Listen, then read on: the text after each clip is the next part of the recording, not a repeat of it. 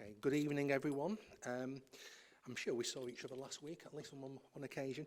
If you're able, please can I ask that you remain standing whilst my chaplain, the Reverend Alan Saunders, offers prayers for the meeting. Thank you. Good evening, everybody. Let's pray, shall we? We pray first of all for ourselves. We thank God for the responsibility and trust that is placed in each of us. We're sorry for the times when we've fallen short of that. And we ask that you give us grace and the view of others and wisdom to make good decisions leading towards compassion and the needs of others. Praying, Lord, in your mercy, hear our prayer. We pray for each of our wards now. We pray, lifting before you all that they mean to us. We pray that we may represent their needs well tonight. We pray we may be open to opportunities, giving everybody a fair chance. Praying, Lord, in your mercy, hear our prayer. And we pray for our borough, a time when we've had to struggle to balance finance, and thinking of the budget today and the impact that will have on many people and many services across our borough. And we pray for wisdom to help balance our local together with the wider needs. We pray for opportunity for all, for decisions that will help stimulate economic growth, and for a borough that is cleaner, greener, safer, and healthier. We thank you, God, for the trust in which you have placed in each of us. Help us to use that well for your purposes and glory. And this we pray in Jesus' name. Amen. Thank you. Please be seated.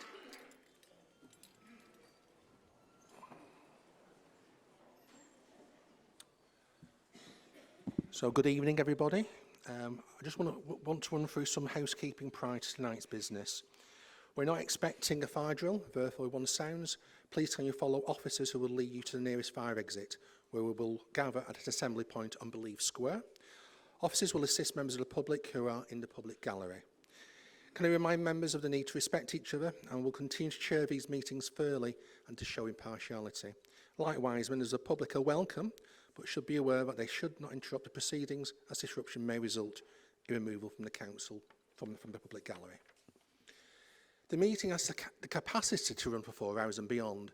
Therefore, I may be calling for a comfort break at some point during the meeting to allow members and officers the opportunity for a short break. As this is the budget meeting, one of the most important meetings of the year, we need to give it our full attention as we owe this to our residents when setting the council tax. So please, don't be open to distraction during the meeting, and give the meeting your 100% concentration, please. All group leaders have been offered separate briefings about the budget. Item number 1 are apologies for absence. Chief Executive. Thank you, Mr Mayor. We have apologies this evening from Councillor Paul Collins, Councillor Gallagher, Councillor Marshall, Councillor Guest, Councillor Ramsdale and Councillor E. Rigby. Do we have any further apologies this evening, please, councillors? Thank you. Thank you. Thank you. Okay, thank you, Chief Executive. So item 2 are minutes of the meeting held on the 6th of December 2023. We'll now move the acceptance of fees as a correct record. Can I put these minutes to the vote, please? All those in favour, please show. Thank you, that's passed. So move on to the Mayor's announcements, item 3. First of all, I would like to advise the Council of a Mayor's breakfast to be held on Monday, the 11th of March at 7:30 a.m. at Legends Bar at Lee Sports Village. There is no entry charge and donations will be collected at the door in aid of my charities. Everyone is welcome. Item 2 is the New Year's Honours List. I wish to congratulate the following recipients who received honours in the King's New Year's Honours List. Yvonne Farraga on receiving a CB for political and public service. Daniel Hill receiving an MBE for charitable services to bereaved families. Kenneth and Sheila Ince receiving MBEs for services to young people in the borough of Wigan. And Roy Wood on receiving a BEM for services to wrestling and young people. On behalf of the council, I would like to congratulate everyone on receiving the prestigious honour. Jane Daniels. I would like to take this opportunity to congratulate Jane Daniels, who competed in her first Dakar motorcycle race. During the event, she showed incredible character in coming to the aid of her teammate by towing him, and that led to Jane being awarded the Durr Award for the Dakar Spirit. Jane was crowned the women's champion and top British finisher, and I had the privilege of meeting her recently to congratulate her personally. The Mears Bowl. Can I advise members that the Mears Bowl will be held on Saturday the 13th of April 2024 and will be held at the DW Stadium. The event again will be organised by the Charity Committee. It is a black tie ball and the proceeds from the event will go to the Mears charities. Tickets are still available by the charity trustees. Sporting achievements. It's a great pleasure that I can report that Wigan Warriors won the World Cup Challenge on the 24th of February at the DW Stadium, beating the NRL Grand Final winners Penrith Panthers 16-12. Congratulations to Wigan Warriors. Item 4 are declarations of interest. So members who are council taxpayers, own properties or are tenants in the borough do not need to declare a DPI in the setting of the council tax, since these do not materially affect their interest in the land. A dispensation is in place. This does not apply to those persons present who are more than 2 months in arrears of council tax. Members who are 2 months or more in arrears with their council tax should declare that under Section 106 of the Local Government Finance Act 1992 applies to them. Members should also note their personal interest for the following: school governors, Transport for the North, Scrutiny Committee, parish councillors and Lee Sports Village. Members are asked to consider other DPIs for the purpose of this meeting and other personal and prejudicial interests. You will have to leave the room at the relevant part of the meeting. If there are any further declarations, then please fill out the relevant form if you need to declare an interest at the meeting. Return it to Democratic Services at the end of the meeting. Item 5, dates and times of meetings 24-25. We have a report on pages 17 and 21 of the agenda, which asks the Council to formally accept the timetable of meetings for the next municipal year. I invite the leaders to move the timetable of meetings as set out on the Council agenda. Pleasure to move, Mr. Mayor. Is the recommendation seconded? Beg to second, Mr. Mayor. Okay, do you wish to speak, Deputy Leader? Do any other members wish to contribute? Can I put the minutes to the vote, please? Call those in favour of accepting the recommendation as set out in the report, please show. That's carried. Item number 6 is the Policy and Budget Framework. Part A is the Revenue and Capital Budget Framework and Council Tax Setting.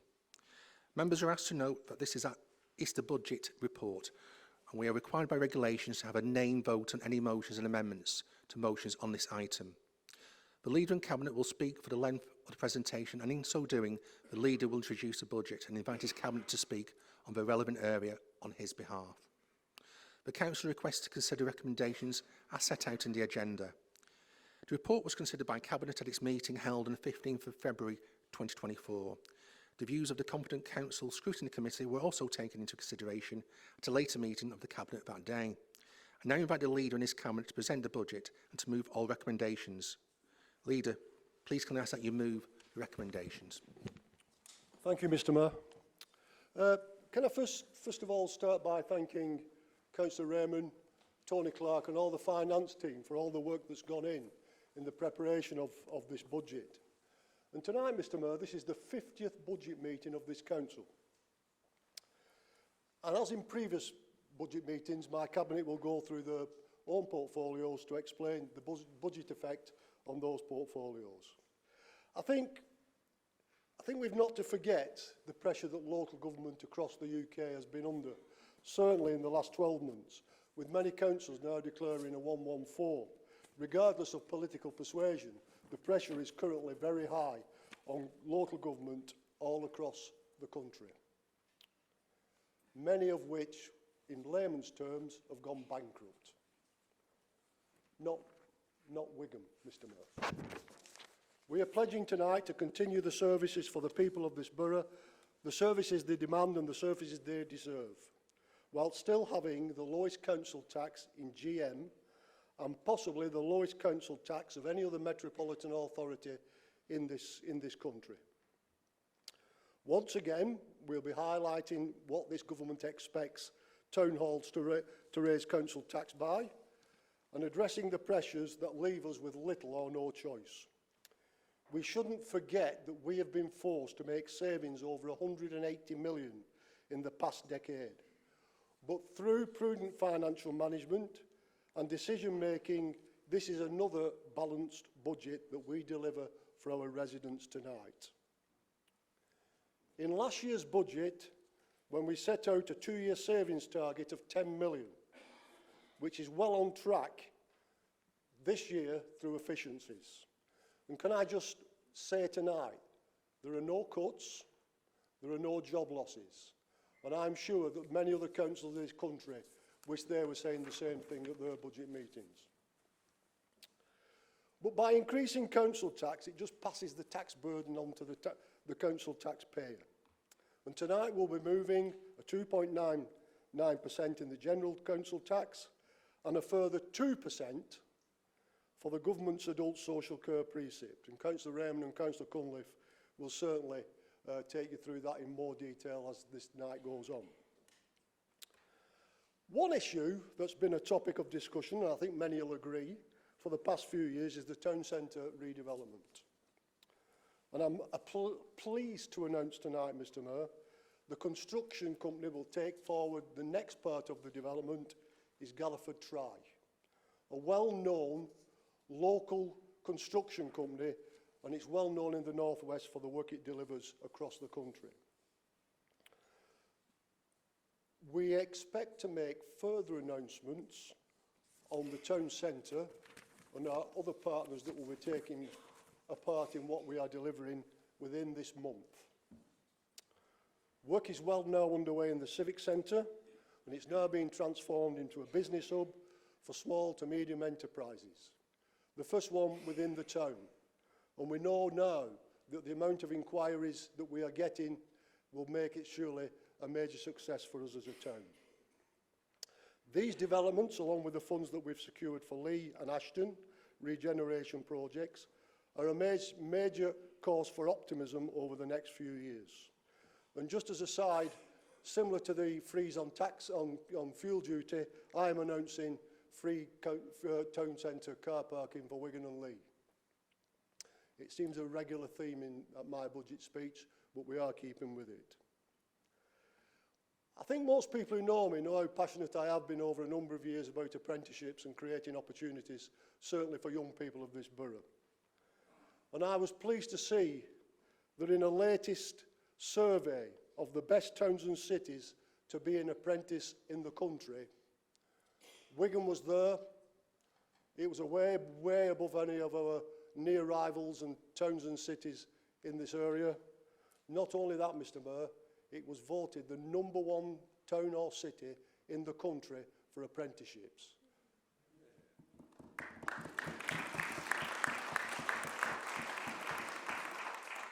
And Mr Mayor, it doesn't stop there. In the top list of 100 companies for apprenticeships, Wigan was the only local authority on that list, with over 300 apprentices on our books. And I think it's something that every member of this council should be proud of.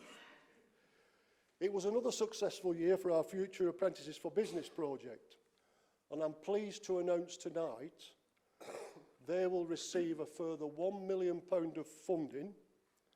The FAB scheme produces funds for local businesses to employ their own apprentices. So far, we've supported 51 companies to take on 72 young people, and you think about your starting your working life, what that is and what that will mean to them in the future. The additional £1 million will allow for public and private partnerships to widen its reach. I'm also pleased to announce tonight, Mr Mayor, that our IT provider, Agilicis, are establishing their own AI headquarters in the borough. And this will bring 40 highly skilled technical jobs to the borough. And all the rewards that those can bring for the people of this borough is going to be something special. I also want to announce tonight, Mr Mayor, as I said previously, this is our 50th budget. But this is the 50th anniversary of Wigan MBC. And to commemorate it, Mr Mayor, I want to commit a further £1 million to a community fund, which builds on the previous success of the Community Investment Fund. This will help grassroots organisations across the borough and help thousands of residents and respond to local priorities. And I'm sure Councillor Reedy will certainly highlight in this presentation.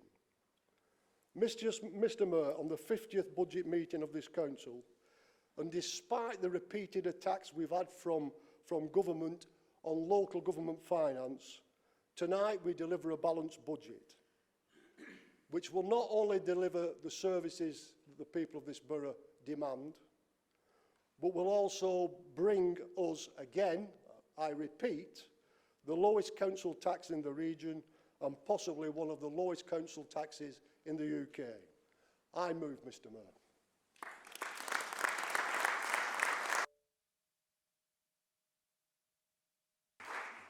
Councillor Raymond. Thank you. Madam Deputy Speaker, in the face of enormous challenges, I report today on the British economy, which is proving the doubters wrong. In the autumn, we took difficult decisions to deliver stability and sound money. Since mid-October, 10-year gilt rates have fallen, debt servicing costs are down, mortgage rates are lower, and inflation has peaked. International Monetary Fund says that our approach means that the UK economy is on the right track, and Office of Budget Responsibility says that UK will not enter a technical recession. We have a plan, and the plan is working. Mr Mayor, these are not my words. Well, they can't be because you are not Madam Deputy Speaker. This was the start of the Chancellor's budget speech last year, and just 12 months on, let me tell you the reality of these words. The UK has fallen into recession. Only last week, the mortgage lenders have reported rises in their interest rates. The economy has shrunk by 0.3%. A typical family renewing their mortgage will be paying £240 additional per month. High inflation has completely outstripped wages, benefits, and state pension. And together, these are squeezing incomes for many households. And I think everybody is seeing that. If it's not squeezing yours, it's affecting somebody in your family. But majority of people are feeling the pinch. Utility bills are unaffordable and public services are dwindling. The food prices are uncontrollable and the petrol prices are still rising. The truth is, Mr Mayor, the cost of living crisis is ravaging family finances. Mr Mayor, let me bring it to home. In Wigan, there are more than 16,000 households with equal to or less than £30 a month in disposable income.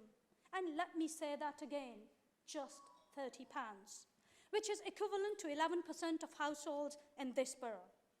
15% of our population was income deprived in 2019, and the figure has risen since.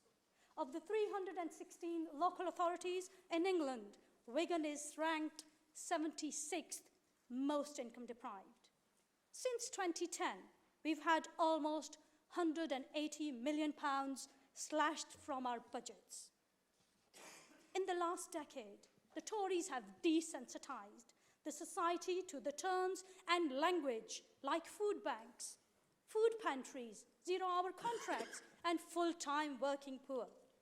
Conservatives' idea of a small state to be achieved through austerity and debt reduction has completely failed. And a decade and a half of austerity hasn't worked at all. Today, Britain is a low-growth, low productivity, low investment, low-wage economy, which means higher level of poverty, destitution, and inequality.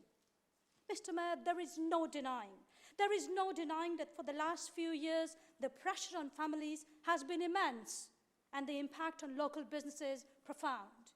We are stumbling from crisis to crisis. Colleagues, since the pandemic started, more English councils have declared a Section 114 notice than in the last 30 years. The government is acutely aware of the crisis in funding, but such is the contempt towards local government that in the autumn statement last year, not even a single announcement was made for local government. Not even one. I'm sure we would all agree in this chamber that local authorities have been disproportionately hit by the cuts. But such is the magnitude of funding reductions that maintaining businesses as usual has been a mammoth task. And let me give you a flavour of that. This council looks after 35 urban parks, 15 libraries, 8 leisure centres which hosted 1.8 million visits in 2023. We maintain over 620 miles of roads. We manage more than 21,000 houses as our social housing stock. Last year, we carried out 12 million domestic waste collections from 150,000 households. We provided care for more than 4,000 adults, whether in their own homes or the care homes.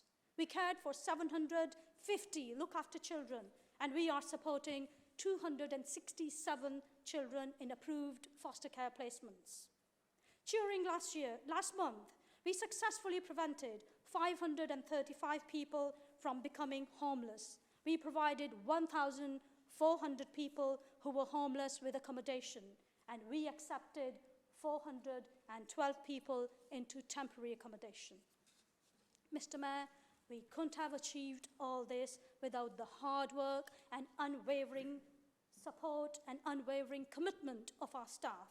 So I want to extend my thanks to every member of Team Wigan, and I want to put my thanks on record to Tony Clark, Jane Green, and the rest of finance team for delivering this arduous task of preparing another balanced, resilient, and forward-looking budget for this council. Mr. Mayor, let me now focus on the budget and our medium-term financial plan. As I stand here today, yes, like all other councils, we've been forced to make significant numbers of reductions. But unlike other councils, we haven't stopped providing any services, and the quality and the performance of those services has remained at high levels. Let me set this out in a little more detail. The government announced the comprehensive spending review in October 2021, promising financial certainty for the coming years. But disappointingly, for a consecutive third year, we've been left in the lurch. The financial settlement figures announced by the government last month provided actual figures for only 24-25, and this is again a settlement for just 1 year. Not even a small business can work like that from year to year and with no fiscal certainty. Wigan was the third worst affected area when the austerity began. Not only Wigan, the whole local government sector is dominated by the uncertainty around future funding, broken promises on business rate system, and above all, this is the 7th year in waiting for the fair funding review to take place. Colleagues, we are forced to maintain crucial services for our residents and businesses at the same time as the government is taking 64 pence out of every pound. And let me say this again, 64 pence out of every pound from our hands. This government has also decided not to fund any of the recent pay awards to the staff promised by them. Therefore, regrettably, Mr. Mayor, we are left with no choice but to raise the general element of council tax by 2.99% and 2% as the adult social care precept, which equates to 95 pence per week for a Band A property and £1.42 for a Band D property. Mr. Mayor, we are under no illusion what this increase will mean for many of our households. And I want to tell people we are here for you. And our welfare team is ever ready and willing to help. Mr. Mayor, now I will turn to our performance. Renewing our digital contract with Agilicis, we are aspiring to bring more high-tech jobs and cutting-edge technology in Wigan. This council has secured additional external funding to support the transformation of Lee Town Centre. I am proud to say that in a very fragile economic climate, we've successfully delivered the first phase of Galleries project on time and on budget. Mr. Mayor, we've lobbied the government on issues which are critical for our residents. We have written letters, we have joined campaigns and supported Children's Society, Trussell Trust, Barnardo's and other organisations on local and national level to urge the government to extend the Household Support Fund, which the Chancellor did today, but only for 6 months. My question is, what's going to happen after 6 months? Does he know? I think he knows that he wouldn't be in this position to answer this question. Mr. Mayor, we are calling on the government, along with SIGOMA, Local Government Association, and other national platforms to advocate for better financial package from the government, as well as making them aware of the issues, critical issues, that our people are facing in Wigan. Delivering on our community health and wealth building agenda, I am proud to say that just last year, £91 million were spent with Wigan-based organisations and businesses, which is 24% of our procurement spend, and 29 million with the local voluntary, community and faith sector, which is 9% of our overall procurement spend. So, Mr. Mayor, in this budget, we are committing a further £11 million in critical children's services, bringing it to £40 million since 2019-2020. We are injecting a further £11.2 million in adult social care services in the medium term. We know the gravity of the crisis in housing, so with an even stronger commitment, we aspire to deliver more affordable, more social housing, and we are committing more investment in highways and fixing potholes and road repairs. Colleagues, having delivered almost 300 apprenticeships in the last 3 years and getting recognised as the only council in the top 100 employers for apprenticeships, Mr. Mayor, this council is committed to investing another £1 million to provide employment opportunities for our young people. Colleagues, this council is wholeheartedly supporting the Here For You campaign to maximise residents' income, provide warm hubs and strengthen our welfare offer. Because we know the families who rely on our help need that supermarket voucher today to get through next week. Mr. Mayor, this Labour Council wants to ensure that no one is left behind. Colleagues, whilst 70% of the councils are closing and outsourcing their facilities, leisure facilities, our health and well-being offer is growing by leaps and bounds, and we are pledging further investment in our leisure facilities.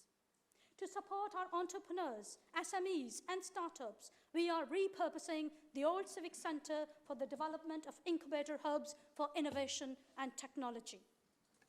We are dealing with the digital divide head-on and have helped thousands of people through our tech-made tea parties and devices and data loan schemes. We are listening. We are listening to residents who want to access council services on a click of a button. So we are investing into digital transformation and to attract high-quality technical jobs. To mark the 50th anniversary of Wigan Borough, we are pledging £1 million for community investment to be spent on local neighbourhoods. Climate crisis. Climate crisis and green agenda is one of our top priorities. So we are committing more than £1 million in decarbonisation and energy efficiency schemes. Our capital programme is under constant review, but it remains balanced, costed, and ambitious. And above all, Mr. Mayor, we are not proposing to use reserves to balance our books. Mr. Mayor, I want to tell our residents that today when the austerity has embedded in our communities, the decline in public services is seeping through our society. And when the government has repeatedly failed to provide any hope, this Labour Council stands by you. We are redoubling our focus on youth, on jobs, on prosperity, on climate change, and on housing. And finally, I am proud to commend another no cuts, no job losses, a financially prudent and ambitious, a balanced budget with the lowest council tax in Greater Manchester, the lowest in the region, and one of the lowest, if not the lowest in the country. Thank you, Mr. Mayor.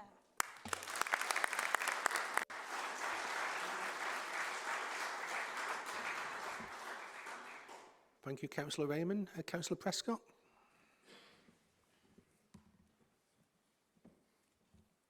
Thank you, Mr. Mayor. Mr. Mayor, this is by way of an update on our litter and fly tipping prevention strategy. The environment in which we live has a profound impact on our quality of life, the choices and the decisions we make, and how we interact with our communities.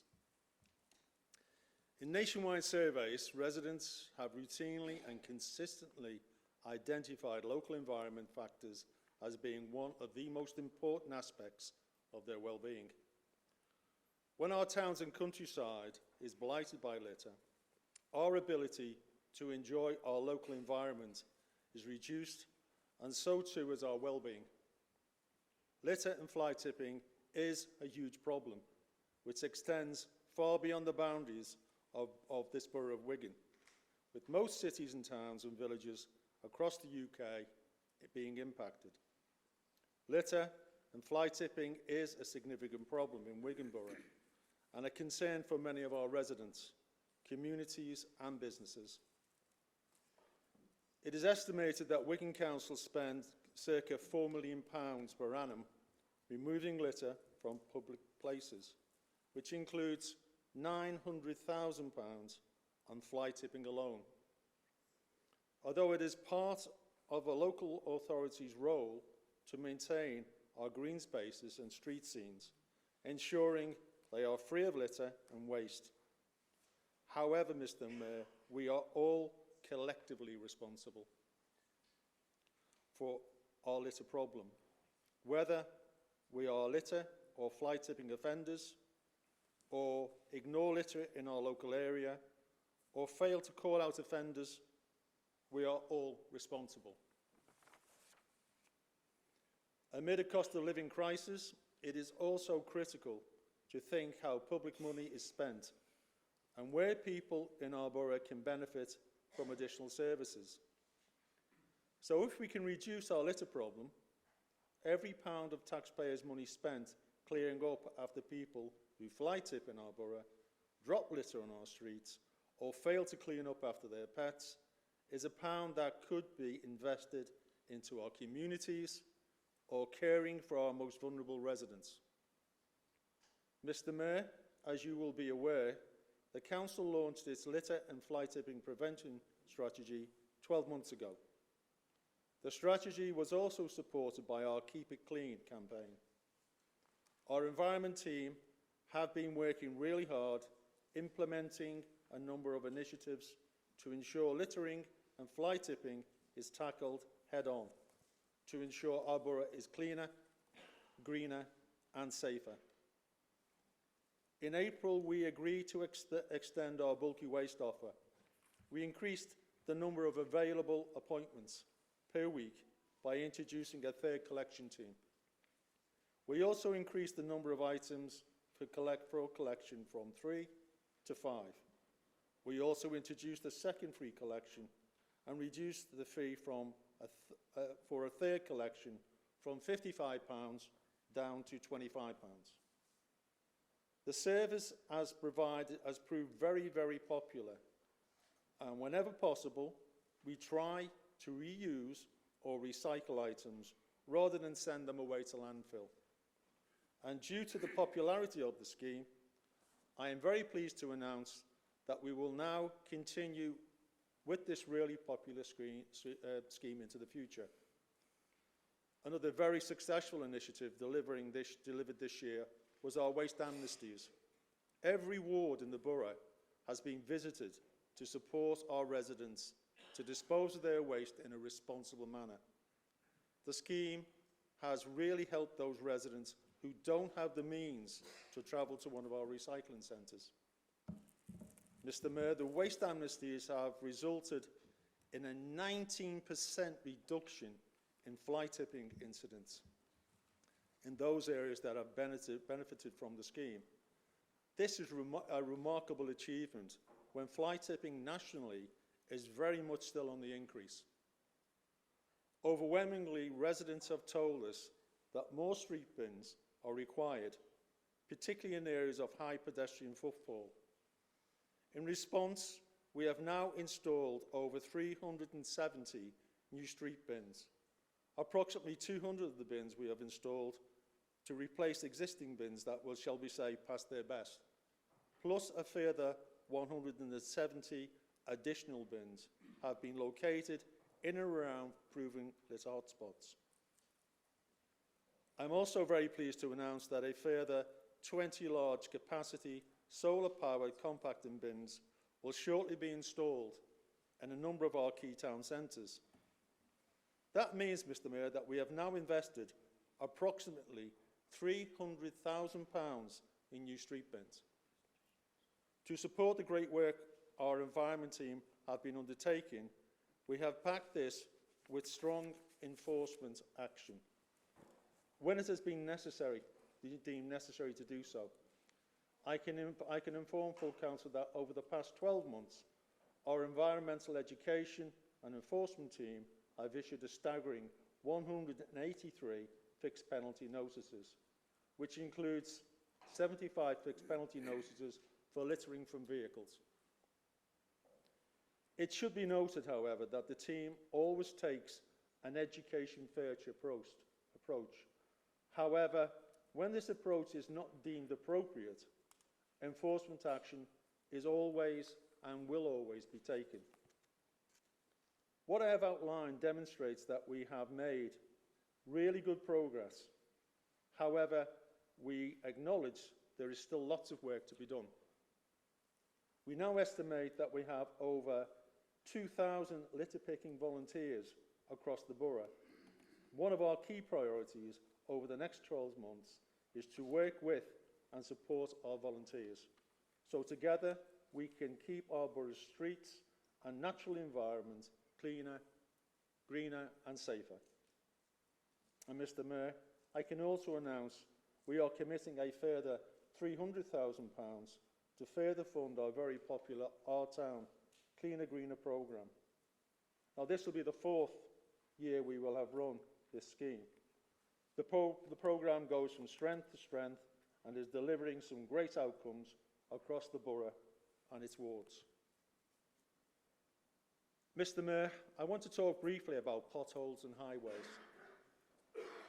We spend in this borough just short of £1 million per annum on identifying and repairing potholes, with over 98% of emergency repairs completed on time. That's either within 24 hours or 48-hour period, depending on the issue. Mr. Mayor, we have been the recipients of many awards through various platforms, such as the Association for Public Service Excellence, for the high standards of service we provide, with many other councils contacting us to learn from our success. The roads in Wigan Borough are ranked as some of the best, both regionally and nationally, which is as a direct result of our planned maintenance programme, through which we invest some £5 million per annum. And of course, Mr. Mayor, our planning, licensing and transport teams will continue their hard work to ensure our borough is a cleaner, greener and safer place for everyone. Thank you, Mr. Mayor.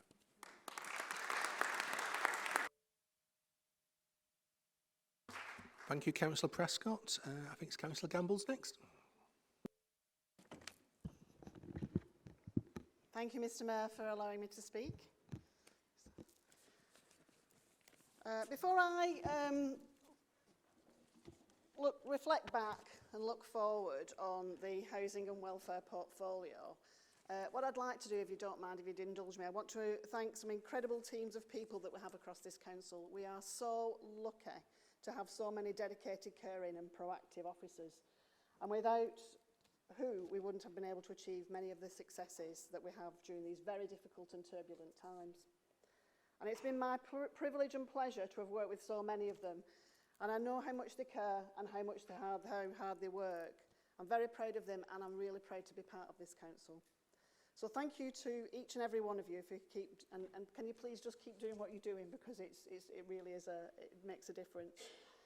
I've also got to give thanks to my Housing Advisory Panel members, some of you who are in the room today, but also the tenant representatives, and they have provided challenge, foresight, and advocated and championed on behalf of the tenants together, and we've made great progress.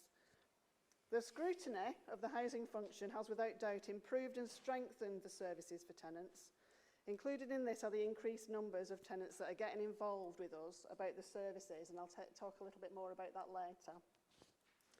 But last but not least, my thanks, believe it or not, goes to all of you in the chamber. Again, you've advocated, you've supported, you've lobbied, you've campaigned on behalf of your residents. And also many thanks for the support that you've given me in this portfolio and the acknowledgements of the progress that's been made over the last 12 months.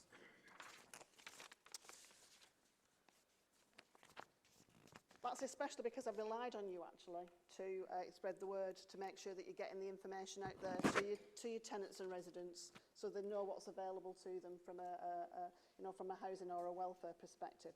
So thanks very much about that. Now, what I did, I actually had a quick listen to myself on YouTube last year. I didn't look at it because I don't like looking at myself on a video. It's not very nice. But so I actually did it to remind myself. So I wanted to try and see if I could actually make sure that I could respond and tell you what was happening and what we've actually done as a result of what we said we would do last year. And for me, one of the things I did say which really resonated, and I don't actually remember saying it, but it was my portfolio, housing and welfare, is about people. And that's the crux of it. It's people. People-led. Even though we're property and place and everything else, it's people is the key. And last year we were in the, we wanted to make sure as well that the involvement of the tenants is key to all of that as well. Improving the service, working together and strengthening the relationships, and making sure that we have the tenants at the forefront of everything that we do. So last year we were in the early stages of bringing the services together. You might remember we scattered all over, brought it back, and then what we also did, we were recruiting to the new post of the tenant engagement team, the letting officers, estate management, increasing the inspectors as well. And I've got to say, what a difference a year makes. We've really come on in leaps and bounds. It's absolutely phenomenal. And again, thank you to all of you here for working and supporting these teams, because they've been out and about in the estates and they've really gone for it. They've made sure they're actually in all the places that they can talk to tenants. And we've been overwhelmed actually by the number of tenants that are keen to get involved in the services, which is fantastic. It really is. And many came through. Now all of the tenants got a tenant satisfaction survey. All the households got one. And out of that, we've received about 4,500, something like that, which is actually a good return for a survey, so we're pleased about that. But what was really important, there's 1,200 of our tenants said they wanted to get involved and wanted to help shape the services. So there's some opportunities there. In addition to that, when we do a new tenancy, we actually give them an engagement survey. And it's just really trying to find out how well it went and what can be improved, etc. And we've got another few hundred saying again they want to get involved in helping shape our services. So it's fantastic that we've got so many. Now, what the types of things that they would actually get involved in are as follows, and I'm asking you as my colleagues again to promote it, because you can never have too many voices. And we're always looking for people to get involved. So this is just giving you a flavour so you can go out and tell people what they can get involved in. They can be involved in the readers panel, the tenant voice groups. They've been reinvigorated on the estates. Some of you have been to the community cuppa. They've got an eyes and ears group. They're getting involved in the scrutiny of our services through the HRA. We're linking that with the virtual panels, and we're also doing live panels as well. As a few months ago, you must know that we've actually launched the Better Connected Communities. And that's led by tenants. It's actually one of the things that they're doing, and it's been approved through. I think it's about 300k that we've set aside for that, so there's things that are coming through at the moment, there's people making applications, but that will all be determined by the actual tenants that are involved in the decision-making process. Now, stand by your beds. I'm sorry about this, flower beds. I'm sorry as a pun, I just thought it was funny when I said it yesterday. There's a gardening competition coming up, and that'll be launched in April, and of course the judges again will be the tenants. So again, please can you promote some of this stuff that's happening so it just actually makes for a better relationship. I also have a request. I think I always throw a request in when I'm doing this kind of thing. But we've got a tool shed initiative. Some of you'll know about it. Beach Hill certainly will, and Hare Falls will know about it. But what it's to do with, it's actually an initiative where it's like a library, but you actually are borrowing gardening equipment or get DIY stuff. So we've actually got two places, and well, I say, not everybody's got a drill, have they? So I've not got a drill. I've got a lawnmower, but I don't use it. But so there's things like that. So we're looking for community groups to get involved with that. So again, if you can promote that, that'd be great. So what I would say is that with the introduction of the tenant engagement team, lettings office inspectors, estate management, caretakers, community resilience, and the police, and you as local councillors, I think I promised we'd build on existing relationships and develop new ones. We've done that, and we've done that with you. We've done that with community groups. We've absolutely done it with the tenants because they've actually been leading on it quite a lot of the time. So we are very firmly now back in the estates, which is what we wanted. I mean, I actually said about a couple of years ago, it's like turning a tank around, and I think there's some of the things now, the tank is turning. I've also been told, though, Rome's not built in a day, so I've got to kind of wait a little bit with some of that. But I hope that you're seeing it yourselves in your wards and what's taking place, and I'm sure you're having the conversations on the streets, in the community rooms, about what's happening. And if you've got any feedback, please let me know, so we can actually utilise that as well. So I'm absolutely delighted that we've actually been able to engage with so many people about the views or ideas, listen to the concerns, to understand how we can improve the services in a way that they want to take place. So this is another watch this space moment. We'll continue to have those conversations. We're going to utilise those people who say they want to get involved. And so we're making sure that we're moving forward all the time. And I know actually that it's working because you've told me. So it's quite nice that we've actually had that feedback. And we've been told by the tenants themselves, but also the teams within the council have said about how much better it is in actually the working relationships and the collaboration and what we're doing together collectively. And because they can see the difference, everybody else is gaining that momentum, which is really fantastic. But there's more to do, we know that. That's great, we want to improve the service, we want to plan more, we want to work in conjunction more, so and co-create with our tenants. So it's really exciting times that we've got at the moment, so very pleased about that. And we've got some great people that live on the estates, and they're involved, and they'll make sure that the voice of the tenant is heard, loud and clear. We're listening, we're responding, and we're working together, and we're co-creating. My thanks go to the teams and the team members that respond to the challenge, who've engaged with these recent changes. It is making a difference. Last year, according to when I looked on YouTube, I actually outlined some of the investments that we're making across the service. But before about that, I need to talk a little bit about money, which, you know, it's important. It is the budget after all. So, as I've mentioned many times, the housing revenue account is a ringed fence account, which actually means all of the rents that are collected from tenants goes into an account, and all of the money that's needed to make the improvements for homes, repairs, voids, damp and mould, replacement boilers, new kitchens, bathrooms, new energy sources, staffing support, fire prevention, repayment of loans. By the way, these are not exhaustive. I just, edited highlights what we've got here. But that has to come out of the housing revenue account. Now, it sounds like we've got over 100 million in the account. It sounds a lot, but we've spent it. I'll tell you how we've done that in this time. So we're needing to make sure that we're actually utilising this well, we're maximising it as much as we possibly can, and any grants that we can get, believe me, we do, and we never give it back. So I said to you that we were investing millions of pounds through the housing revenue account. Backlog of repairs and resolving the damp issues. We're investing in the voids, improving our sheltered homes, lift replacements, fire safety measures, investment in green, cheaper energy to keep the bills down. And then, drum roll please, is something we all agree on, building new council homes. That is what we do. This is what we actually want to do more of and will do more of. And we're actually working in conjunction with other partner agencies, our other registered providers, housing associations, and we are going to continue to that.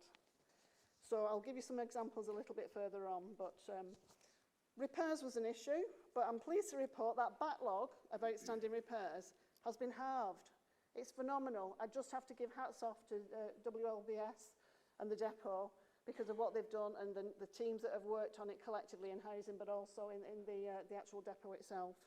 And they've actually reduced those numbers. We're still reducing the numbers. We're still needing to do that. We've got another 2 million that we're actually investing in it so we can make sure that we're actually getting that done quickly. And then, of course, we've got the apprenticeships with the depot. I think there's about 30 apprenticeships in the depot, some of which are coming out of the time. And I'm really pleased to say they are stopping with us because of the way that we operate, because of the working conditions and how we actually operate. So that's something that we need to do, and I'm absolutely delighted with that because of young people getting opportunities, and some older people as well who become apprenticeships, absolutely.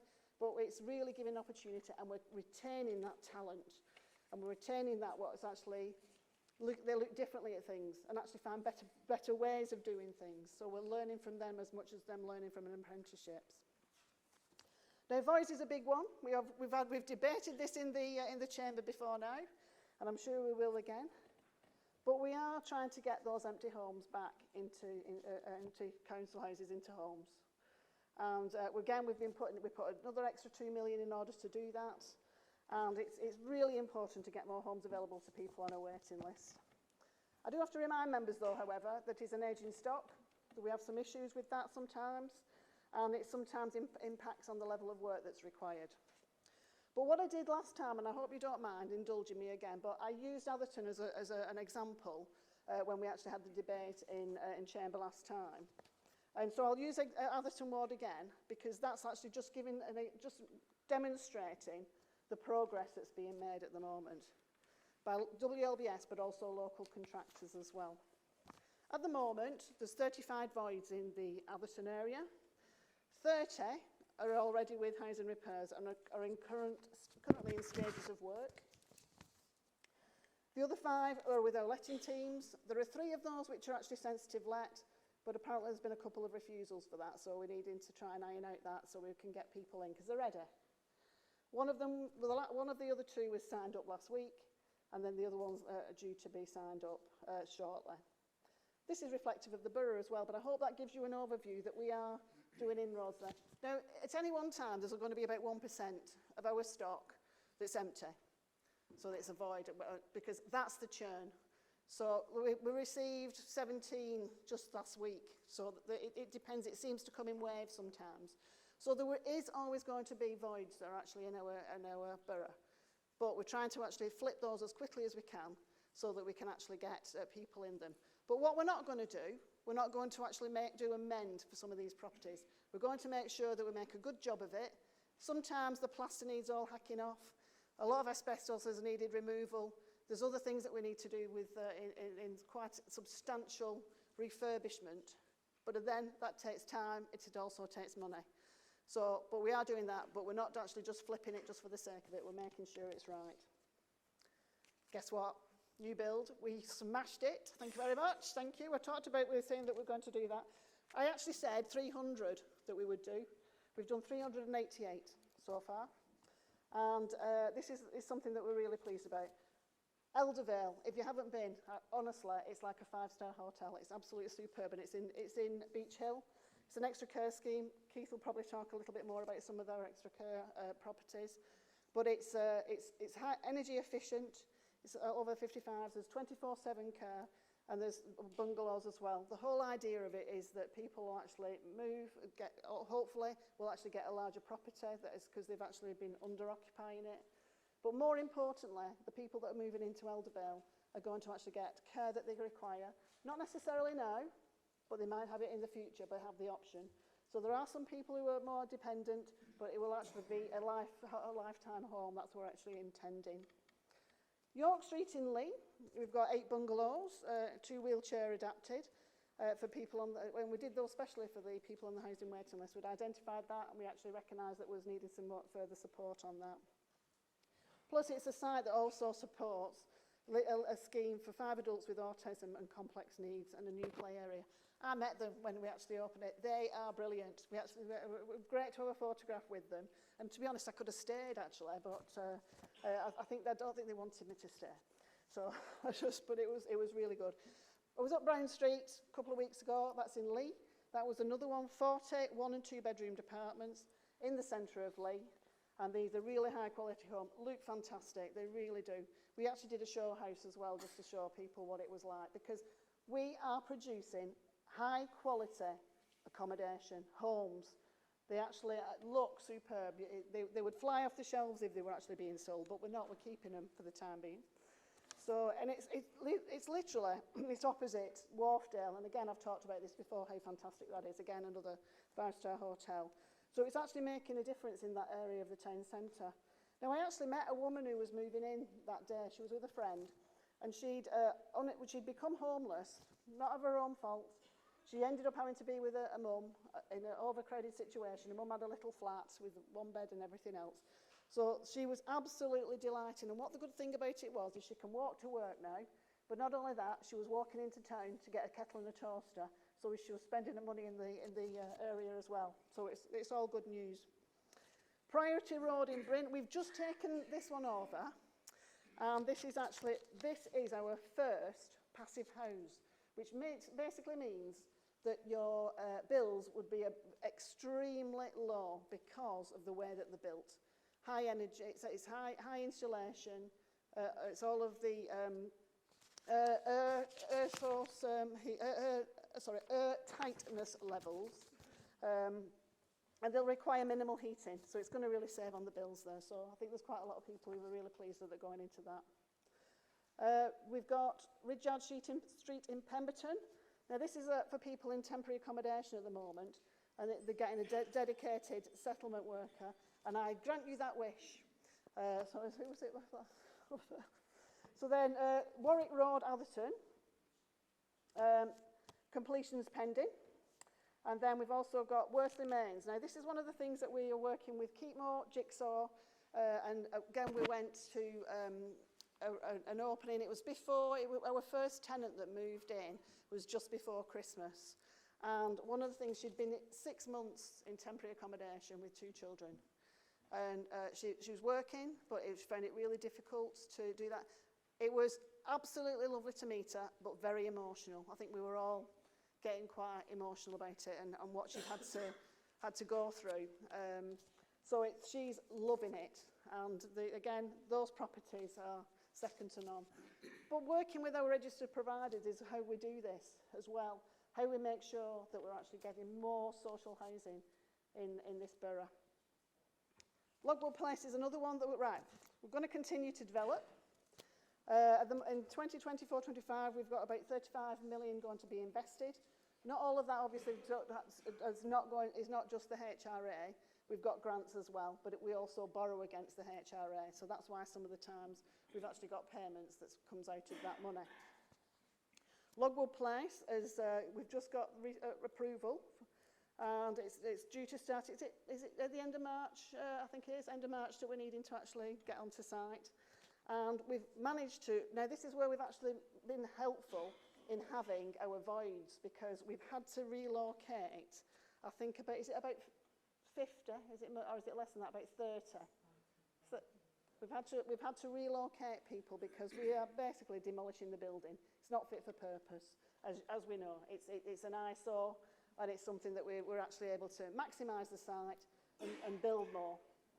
So that we're going to do there is 74 high quality apartments, and that's subject to full planning, so that's not been in yet.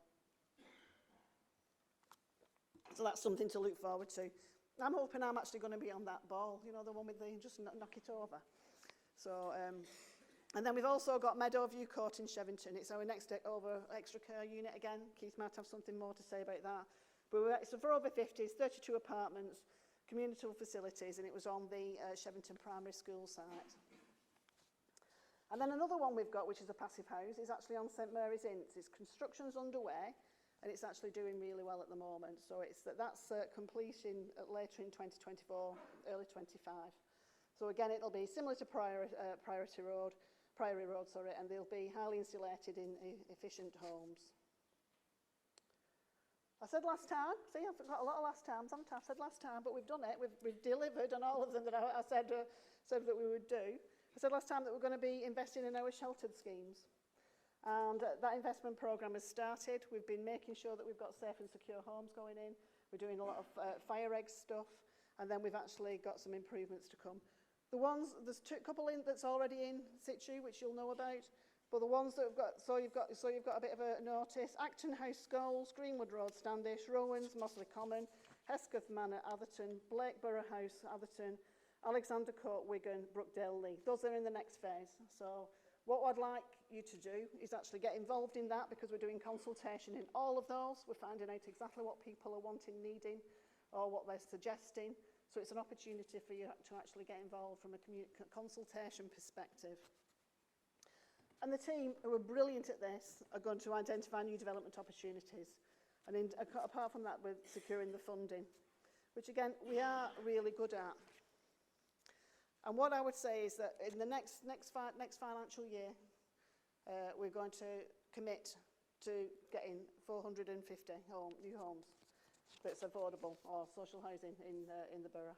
So now I believe, and I've been involved in grants a long time, but I believe that we actually maximise our grant opportunity with Homes England, and we'll continue to do so. We've got a very good relationship with them, actually.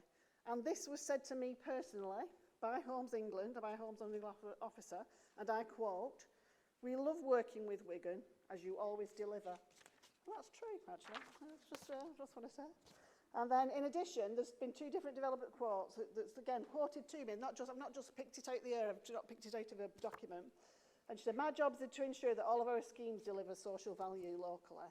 Because of your community notice board, you saved me at least 6 months trying to connect with local community and voluntary groups in the area. It's made such a massive difference, and more has been possible." And it has. You've got they've hit the ground running. They've got 6 months that we can actually do more. Another completely different organisation and developer.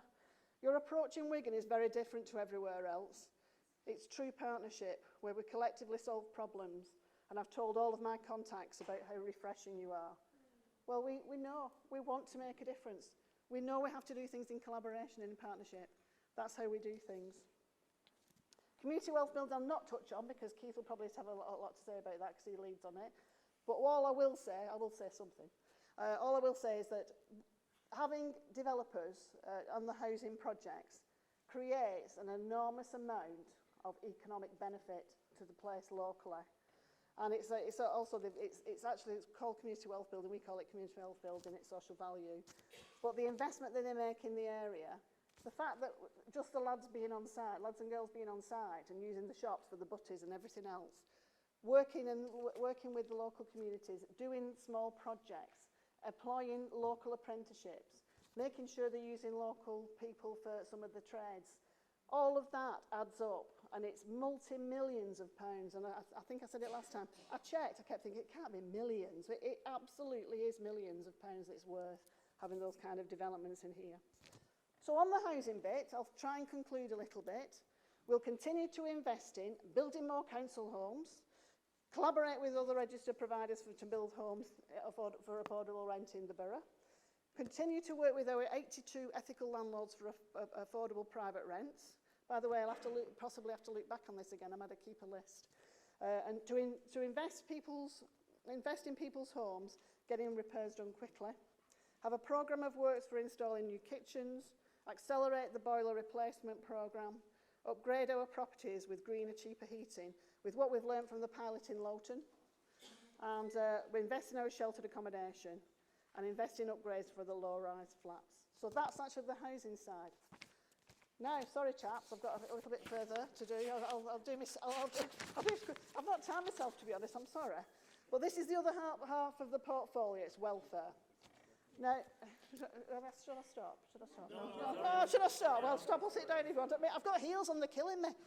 So, anyway, right, I'll start again. Everybody's been affected by the cost of living crisis. I know I keep repeating myself and everybody's saying the same. The council response, as you know, thank you very much because you have actually promoted it, is the Here For You campaign, and which is what you know I talk about rather a lot. Because hopefully you are still doing that, because that's what I want you to do, to get the message out there in the borough, to help and to make sure that they know there's help and support there. And do you know what? Only this morning I got a text from somebody to say, thank you very much for suggesting that I have a look into the attendance allowance. I've actually been successful. That's £62 a week that person is going to get. They didn't think they were actually entitled or they wouldn't get it. They have. So they sent me a lovely text, which was very nice of them to do that, to take the trouble. And this campaign, as you know, brings together help, advice, financial support for our residents across the borough, and the increases in energy, food, fuel. It's affected everyone, as Councillor Raymond has said. It's been catastrophic, quite honestly, and it's been heartbreaking, but we're doing what we can, and I know that you're doing what you can as well to help people.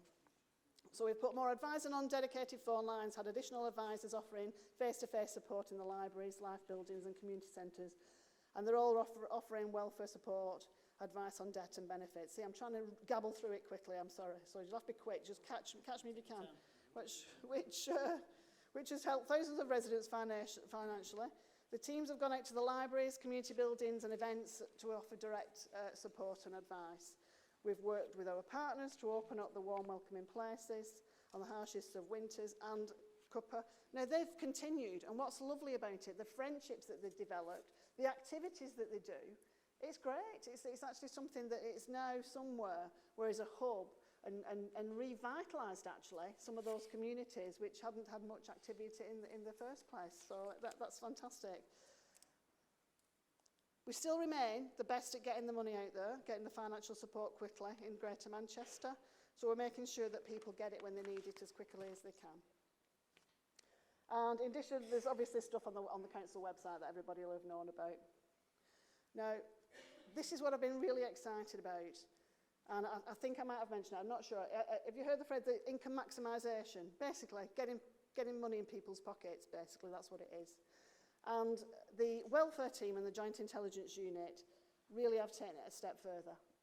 They've taken the bull by the horns, they've produced a fantastic programme that's allowing us to do targeted support. We know where some of these people who require support and help are, so we can actually make direct contact with them, be it by a letter, be it by a phone call, be it by a text, be it by someone who's on the estates who could knock on the door, or someone who we know that's in that locality. Because this shocked me actually, I didn't know it was this much. I knew there was a lot of money hanging about that's not doing anything, but it's actually 18.7 billion unclaimed support in the UK. I'll just let that sink in. 18.7 billion that's sitting there not being used. No use to anybody, because it's not being done. And that's across the UK. Well, I actually hope it's getting interest, if nothing else. But we are determined, and we were determined to get some of that for people in the borough. And often welfare support is notoriously difficult to find, but it's also really difficult to apply for. So we've tried to actually break down those barriers by what we've done with the team. And we've made sure that the internal teams, they've interrogated information that we hold anyway, so we can recognise what people are actually having to deal with. And there's a high proportion of people in our borough that only have, after they've paid all the bills, got the food, that month they've only got £30 or less in the pocket. That's significant. That's something, how on earth are people coping with that?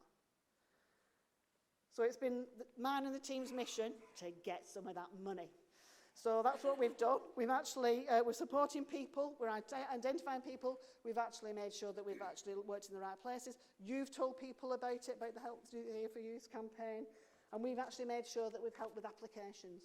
So this is a really, really innovative and collaborative approach. It's a single view of tenants who are in receipt of benefit, or we know that they should be getting further support. So there's a range of information. It's a new tool. It's an enhancement, not a replacement. One of the things is we're actually using the information that we've got and the knowledge that we've got within our welfare team so they can actually help people identify and understand why they're entitled to this support. I'll give you a few examples. It's life-changing. It's life-changing.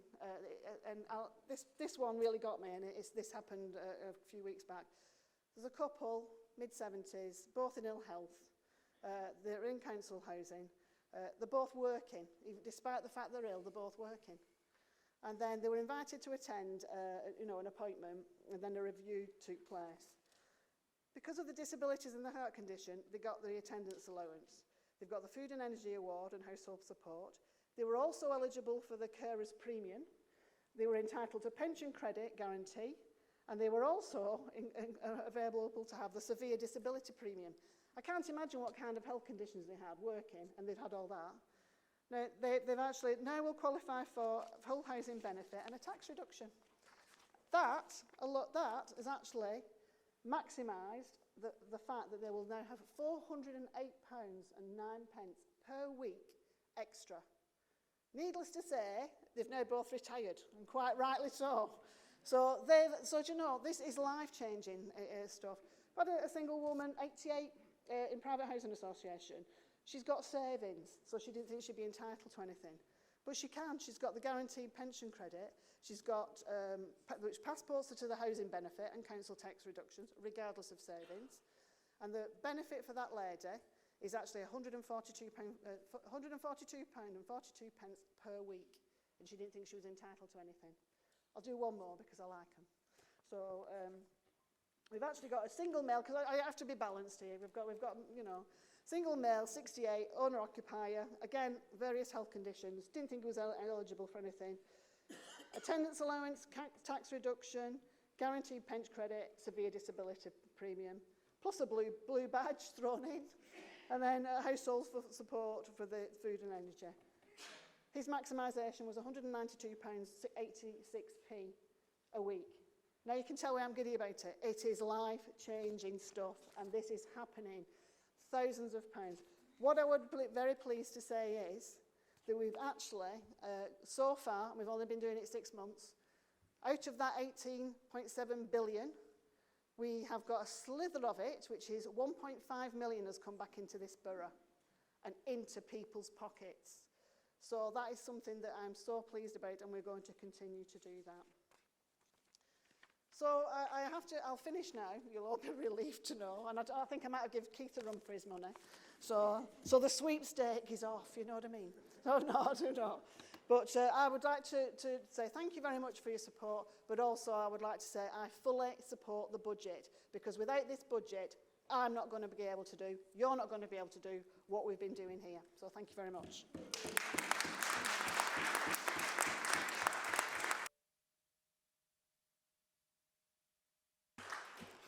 Thank you, Councillor Gambles, and we'll move on to Councillor Reedy. Thank you, Mr Mayor. I don't need to follow that, Susan. The passion and the caring, you've spurted it out. Yeah. I'll start off by, probably similar to what my colleagues have done, a massive thanks to all our volunteer and staff who make the borough the place it is. Well, our budgets are being set all over the country, with long faces, worrying times and the threat of bankruptcy. We look forward once again with a positive vision for our residents, with no job losses, no cuts to service, instead of growth and stability, and continued support for our community and staff. I was asked the other week, what is Wigan's secret when other councillors are in financial difficulty and Wigan continue to grow? Excellent financial management over many, many years, strong political leadership, but the main one for me is partnership working. And you will hear me make many references in this speech to our partners all over the borough and outside the borough. To name but a few, the Arts Council, the Heritage Lottery Fund, the Levelling Up, the National Lottery. All our partners, including our sports clubs, Wigan Warriors, Wigan Athletic and Lee Leopards, to name just a few. My portfolio consists of culture, communities, Be Well, community wealth building with the Deputy Leader, asset transfers, libraries and PR. But one of the main topics that comes across that is health, and it will spread across all my cabinet portfolios, colleagues. Without health, we have nothing. So anything we can do to ease that pressure on the NHS and our GPs throughout our communities and leisure facilities would be most welcome. When the opposition benches in this chamber always quote party politics, well, this is the government and the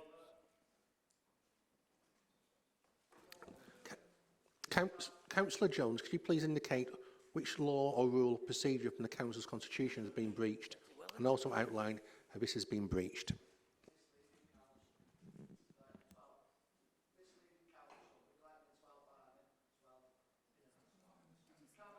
We want to know the spendings for the budget, not party politics, because we can't respond, Mr Mayor, so let's keep it to the budget, please. We'll have the opportunity to respond and comment later. Thank you.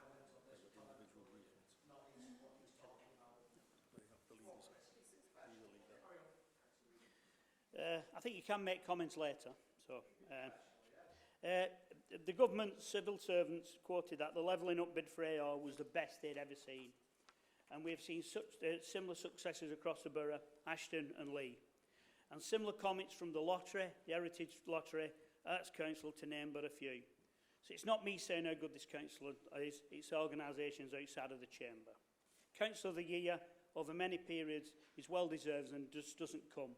It was well worked for. What is culture? And this is one of the things, when I was given the brief many years ago, I asked myself, so when you look over the kind of culture portfolio, culture is everything that we do. Everything our children do and grandchildren do on a daily basis, whether it's dance, sport, Morris dances, you name it, that is culture. Culture that everything we do. So 5 years ago, culture was dormant in this borough, with many, many artists travelling to Manchester, Liverpool and beyond. I remember speaking to a group of artists and dancers who said they couldn't afford to study and perform in the cities because of rising prices, and they would have to give up their passion. I thought, this can't be right, and that's when we set up the World Cafe in 2017 and 2018, where everyone involved in culture and talked about the future and how we could improve the cultural vision for this borough. I spoke to the leader at that time, who rightly said that anything we do has got to be costed against the benefits. And that's why myself and senior officers looked into what was outside funding was available. And we were blown away at the possibilities of the amount of money we could get. So the journey began. Wigan Borough's ambitious 5-year cultural manifesto, The Fire Within, has provided a catalyst for a long-term transformation of cultural provision across the borough. Funding since its launch in May 2019, over 35 million of external funding has come into this borough, and it's strengthened our cultural sector and increased resident engagement in arts and cultural activity. And then came COVID. So did that stop us? No. We used all that time to build and grow our cultural offer, and boy did it grow, with many organisations and individuals performing from home, on YouTube and whatever. We had young children from grannies all over the borough and all over the country engaged in culture that they'd never done before. You'll remember people performing in cul-de-sacs and street corners, singing and you name it, and that was all culture. This was the time for Wigan to make their mark in the cultural world. Arts Council England state that for every pound generated by arts and culture, an additional £1.30 is generated in the wider economy. Wigan Borough was named as one of the 7 Arts Council's priority places in 2021, with a view to improving investment and cultural engagement to see our towns thrive. This work is already making an impact and will result in further sector development. The borough's natural portfolio organisations in 2023 and 26 will bring in £4.5 million investment, keeping talented young people in creative jobs in this borough, and will continue to strengthen and grow the number of MPOs in future rounds. Growing the sector, the Cultural Partnership Steering Group, which is people from across the borough with all that knowledge and key stakeholders, continues to commit to support the vision of our manifesto by connecting ambitions and setting out aspirational aims and objectives for the borough in the future. Partnership working with our volunteers is key to this. The borough's local culture educational partnership is dedicated to ensuring that our young people have access to cultural opportunities, including career development. This is jobs for our young people in the borough. There is a regular network meeting for artists and organisations to encourage collaboration and synergies across programmes. The culture team are working to build confidence, skills within the sector and to fundraise and encourage an increased number of individuals to apply for outside funding and external funding for groups. The team continued to grow and the council-led programme of cultural events and activities both within and outside our venues while we work in partnership with local and regional partners to meet our ambitions. The 2024 highlights include the Turnpike Gallery. We'll have 5 exhibitions which wrap around community activity. When we made the difficult decision to bring the Turnpike back in-house, this was a no-brainer because the Turnpike is known locally, regionally and nationally as a cultural centre of excellence and puts Lee on the national stage. Forward Together is an exhibition co-created with students from Wigan and Lee College to celebrate the 50th anniversary of the borough. Working with our young people and colleagues, this is a true partnership with a college which grows week by week. The Road to Wigan Pier Outdoor Photo Exhibition celebrating our history and welcoming the new development will be on show as well. What's in store is a new exhibition at the Museum of Life showing hundreds of unseen objects from the museum collection supported by the outreach programme with all 15 libraries. This is something that the leader spoke to me about a few years ago, and his words, not mine. Instead of having all our history wrapped up in bubble wrap, it should be there for everyone to enjoy and reminisce. The Cultural Manifesto 2024-30 launch event in May. This is a very exciting launch, especially with the new era starting and building a firm platform for future generations. With the success of the Fire Within, the bar is very high. With our communities and artists working with us, the future is looking very positive. Art Explorer is a mobile museum, and in partnership with Tate Liverpool, we'll be visiting A Hall in April and Lee Civic Centre in May. Cross Street Arts celebrates its 25th anniversary this year, so we'll be doing lots of celebrations with them and all the work that they've done over the years. The Early Days Club offering local residents a programme of free live entrance music is ongoing and has become a great success. Light Night 2024 it will be on the 22nd until the 24th of November, and this was one of our shining success of 2023. Sorry, Susan, I've got to come in with some of your ones. We moved from Trencherfield Mill to Mains Park, and we had over 20,000 visitors. And that's as a council, we get comments on social media all the time, not always good, but in this instance, I didn't see one adverse comment. Well, I'll correct that. I saw one actually where people said we should be charging, which I thought was a bit unusual. We get that kind of thing. Creating Place 2, Turnpike Gallery, January to March, continue our relationship with SWAP and local communities and artists to explore the sense of home in the borough. And this will link into Home, Turnpike Gallery in November to December, where we will be part of the national tour showcased in a large selection of Ukrainian photographs in the UK, including our outreach programmes with the local Ukrainian communities. Pride and BU, the team are working with BU to expand the culture offer as part of this year's Pride event. Black History Month in October, working with local groups, including Everything Human Rights, to celebrate Black heritage and culture. Events in 2020, a new events team was established and the delivery of the Council's Deals 2030 ambitions and the long-term economical and cultural aspirations for the borough. In April 2023, the team joined the Strategy and Innovations Directorate, working alongside the culture team in a one management structure. You will all remember 2020, and with a month of forming the events team, COVID hit us, with all events cancelled. John Herriot, who leads the events team, was as busy as anyone, and I had daily meetings with John because we had to rewrite all the policies and procedures, so we used that time really wise. Most members in this chamber will have organised events in their local communities, whether car boot sales, parades, which is great until they go wrong. And that was one of the reasons we set up the events team, to look at the health and safety, the liability and the licences, and the list goes on. So the team have not always been popular in the build-up with members and groups because change is always difficult. But John's teams have advised and supported hundreds of volunteers. The team continues to grow the council-led programme of events while supporting the wider sector and to seek investment from private organisations. In 2024, the highlights included the Wigan Rum Festival in Wigan Town Centre in March, the Flashes Festival at Pennington Flash, the D-Day celebrations in Mains Park, Armed Forces in Lee Town Centre, Robin Park concerts which will be coming forward, James Arthur, Noel Gallagher, the Lathams, Jake Bug and Richard Ashcroft, all supported by our events team with our partners. Wigan Pride in Wigan Town Centre, the Wigan Proms, the Wigan 10K, the Lee Proms, the Lee Christmas Launch and Light Parade, and Light Night again, as I mentioned before, coming forward. And we'll find that, I don't want to mention Christmas in there, but the Christmas launch coming up in November. One of the things we're working on in the town centre is to bring live matches of the Euros to Belief Square, but we've got to work on all the kind of the logistics of that. Perceptions. We have seen the perception of Wigan Borough change and now recognised as a place for cultural sector to grow and for residents and visitors to engage in high quality activity.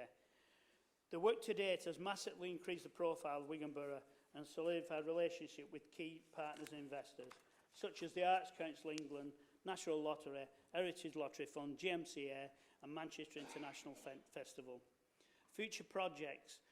We have numerous future projects coming forward, and you will have heard me speak many times about the 37.5 million, which probably is nearly topping the A40 now, the AO Master Plan leading the way, and cementing Wigan Borough's future for regional potential nationally and cultural destination. But I will speak on that a bit more further on my speech. A cultural asset blueprint will add long-term benefits for the next 10 years and repurposes significant heritage sites for cultural use.